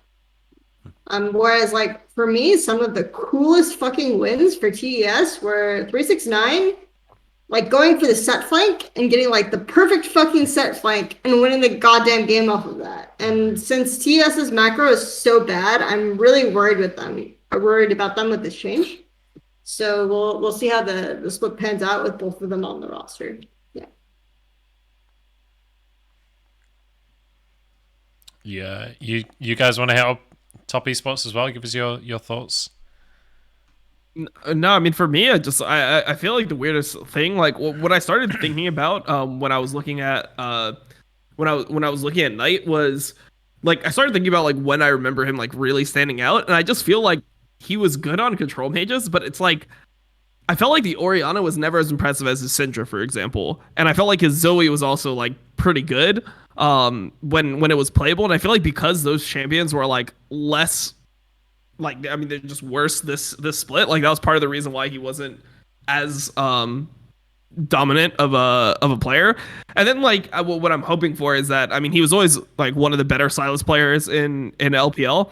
So what I'm hoping for is, like, with the new meta of, like, Gwen, Viego, like, all these melee champions that are coming back, he'll just be able to execute better. And then also, I think that when these melee champions come back, it makes champions like Zoe a little bit better because Zoe can actually lane versus them, whereas like some of the other like control mages before when they were stronger in spring would just kind of like shit on a Zoe. Like if you played like a Azir into Zoe, it felt like the Azir would just kind of like have push and dominate the game, at least when Azir was like, you know, strong. Mm-hmm. Yeah, I mean, I fully agree. Yeah, I mean, the two guys have hit it perfectly, so I don't really have much else to add on top of it all. All right, so I'm just looking through the teams if there's anyone we missed. I think we've pretty much hit everything. Except for JDG. I just feel like JDG is like, I don't know, like their bot lane is like really sketchy. I don't know what happened to Lamau. Like I feel like Lamau just like became bad all of a sudden. It's Lumau, not Lamau. Yeah. He knows. But actually, no. In spring 2021, it was Lamau, but historically, it's been Lumau. I mean, it's LV Mao. I don't know how to pronounce that, but I read that as Lamau. Like read it like it's a U or a double O. Yeah. Yeah, Lamau. Yeah, it's officially a Lumau. Yeah, it's technically Lumau, but it's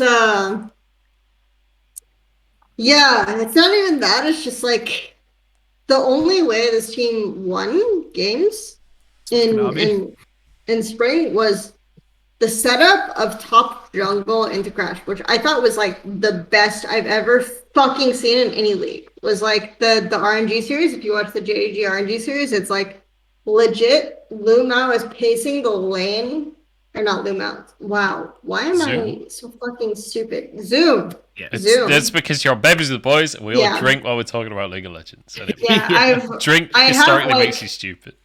I started drinking a bottle of wine, and I have like 3% of the wine left. Anyway. But the thing is that he sets up the wave such that like no matter what Kanavi wants to do, if Kanavi wants to full clear, he can actually like. So this is an insane like mental concept. Like he can 4-wave crash.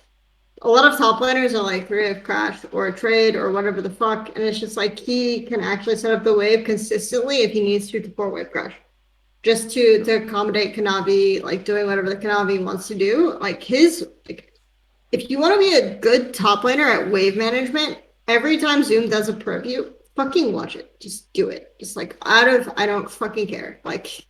Doesn't matter. Well, I mean, I think now that's like that was just kind of like because of the meta, right? Like you have to crash fourth wave instead of third because the junglers had to full clear. So third wave is too early for you to full clear. Yeah, junglers had to full clear. Like depending on the matchup though, like you have to crash third wave just because top lane is like can be level 1 at that point, and then the kill is super guaranteed, right? But at the same time, it's like Zoom was good at doing that as opposed to crashing the wave too early or too late. Right, because I saw a lot of people try to crash fourth wave as top laners, and then like they'd be stalled outside of turret, right? Yeah. But Zoom, if he needed to, would always be really consistent at that. So it sounds definitely. like really dumb, but in game it's hard to do, right? So Yeah, for sure. I mean, I think the biggest thing that fell apart for me while watching JDG is like in summer, I felt like they had, like part of the reason why I thought they were so successful in summer last year was they were so good at jungle support, like synergy and like grouping up at early timings, deep warding together, then like turning that into like a Drake. Like, felt like they had really insane synergy between Lamau and Kanavi. So I felt like that completely disappeared, and like Loken was always like the stable AD carry that could kind of like sit back and lane, and like his support could roam, and he would always still be relevant in the game. Good But now it Kramer. just feels He's like good Kramer. yeah, but like that. But now he's just Kramer. Like he stopped being good Kramer. Now he's just Kramer. I don't know what he's doing in the lanes. Like so, I feel like they just completely lost like their whole like bot side identity. Let's quickly hit on that because Mystic might well play this split. Mystic is still on the roster. So with Mystic in this, does that change anything for you guys? Because in my mind, this is more about Zoom and Kanavi than it is about the bot side of things. I don't know how much Mystic really changes the equation for me. But I don't know Mystic as a player. I haven't gone and watched a bunch of Mystic VODs, so I can't say I know his style necessarily. A lot of people think about Mystic in a similar way to Wei Xiao, and I'm again giving you a reference that you don't know. That's I think for me, like Mystic can play the lane the way Loken does, but Mystic can also have a better mid-game impact. So the problem with JDG historically has been that they don't know how to deal with the fact that their AD requires certain resources or requires certain matchup abilities. So when they went for like things like imp, but like this, it didn't work out. I think Mystic does what they want, plus can visualize team fights better than Loken, and Loken is just like really bad at mid-game DPS. So for me, it's a big upgrade, but I will always go back to like I understand the player that Zoom is, because the player that Zoom is a player that really understands matchups. He's a player that really understands how to play weak side if bot lane is demanding or if mid is demanding. And he can control the wave such that he's like never diveable. He's always going to have a big impact mid game. But he's not the guy who's like, I'm clearly the best player on my team when he is, and often he is. So give me counterpick and let's dive on fourth or third wave. Like he's very rarely that player. And that pisses me off a lot when I watch him play because I know he can be that player because I've seen him be that player. But at the same time, it's like Mystic is not that player either. So I don't necessarily see how this team functions in early game unless Zoom is willing to step up and be that guy.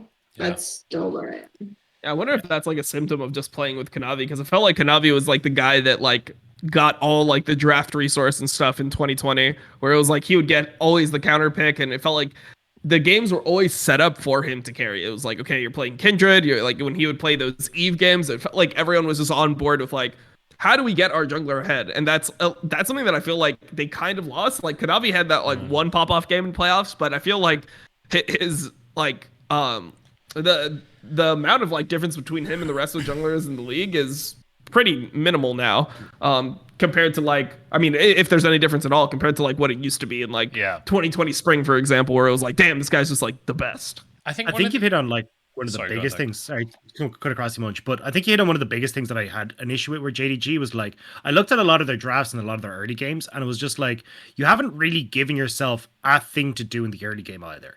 It was kind of like, okay, cool, we're relatively safe, but we're just going to hope we can get to the mid game and then outplay on the map and kind of outplay in team fights specifically, with like Zoom kind of being a mainstay for that.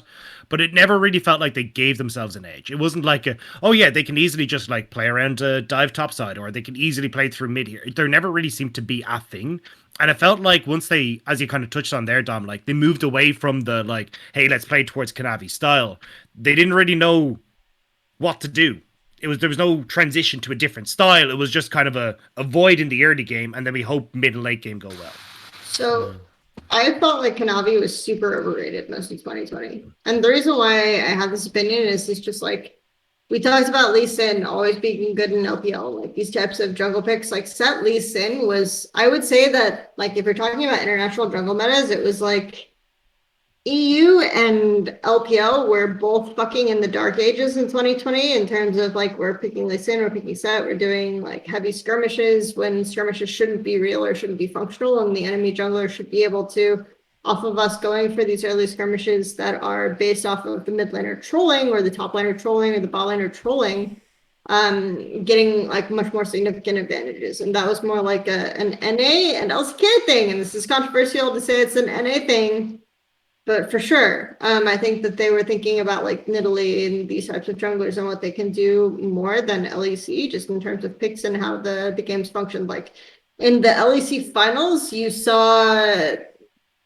Nemesis playing like fucking Corki and getting destroyed in early lane and then pressuring that in situations that shouldn't occur, right? So this is all to say that Kanavi was one of the only junglers in LPL to just full play. It wasn't more sophisticated than that. It wasn't like smarter pathing than that. He was legit full clearing, while players like Peanut were looking for dives that make no fucking sense and losing his entire top side to Latin American teams. So I think the like Jose Dioto you're talking shit about, by the way. exactly. But it's like it's just ridiculous that it's like, because it's after Worlds, like a lot of LPL teams realize, oh, jungle is important, and then now Kanavi is just full clearing and still not. He's not a creative player. Like I would say his pathing is not creative. And the best things that come out of JDG are, again, what I'm talking about, which is like they understand the timing of top wave crash into dive better than most other teams. But if they're not drafting for that, then they have nothing. They literally have nothing. So I don't know what they're doing. I just want to, this is kind of a tangent, but there are very few things in League of Legends I like more than Kelsey roasting a team. It's endlessly funny to me because I feel like your knowledge is like higher than most of the teams. We are sort of running out of time here because I know LCS is going to be on in about an hour's time. I do want to give you guys a break before we get to that. Are there any final thoughts, any kind of like last little bits that you wanted to hit on before we round out the show? We'll go to you first, Dom. Let me try to think. No, I don't think I have like anything really that I wanted to talk about that I didn't on the show. I think I got everything out there. Sweet. Okay, I'll just pass it to everyone. Does anyone have anything last thoughts that they want to get out there before we close out the show? I didn't mean to put you on the spot, Tom. No, it's fine. No, I just want to say a big thank you to Dom and Kelsey for coming on. Really appreciate it. Yeah, I thought we were transitioning into talking about LCS and LEC, so... Yeah, but we kind of ran out of time. I said I would give you guys an hour for LCS. I'd rather talk about LPL, to be honest. Yeah, that's fair enough. Yeah, so my last standing is my last opinion is support Danny, who is debuting for EEG from amateur, and that's a rough transition. That's all I'm going to say right now. It's good. Were we not counting yesterday as the debut? I mean, it is. I think he did pretty well, considering. Like, thoughts? Yeah. No, I think Jizuke just is very definitely biased, and he's just trying to get definitely a spot back, because I've never seen anyone like actually into game as hard as he did in LCS yesterday. Like, that was impressive. Like, getting like your whole team to play around you, getting 6 plates, having PD, Kraken Slayer, and Boots upgraded at 14 minutes, and then still finding a way to lose that game is just like impressive. And I just respect it as someone who watches pro play. I agree. You're wrong about Soligo. It's good. It's good. Yeah, that was Soligo for sure. I have to say, I only watched one game yesterday of LCS, and it was the first game. And there was this moment where I think it was TSM that were ahead. They had Infernal Soul. They're pushing bottom inhib, and they lose a team fight. And I just had flashbacks to Top Esports losing to Suning with Infernal Soul. Obviously, TSM didn't have Elder, but like the situation looked real similar to me. But with that, I think that rounds out the episode. Dom, Kelsey, thank you so much for joining us. I know it was fairly short notice, but it's been a pleasure having you. It's been great to talk through power rankings. For anyone that wants to just have one last look at the power rankings, screenshot them now. They're on your screen. Abuse us later. yeah. Abusers on Twitter or whatever the fuck, right? But that's it. That's going to round out the show. Thank you so much for joining us. Thank you as well, Dagda. And we'll see you guys in 2 days' time when the LPL begins. But until then, we'll see you guys on Twitter.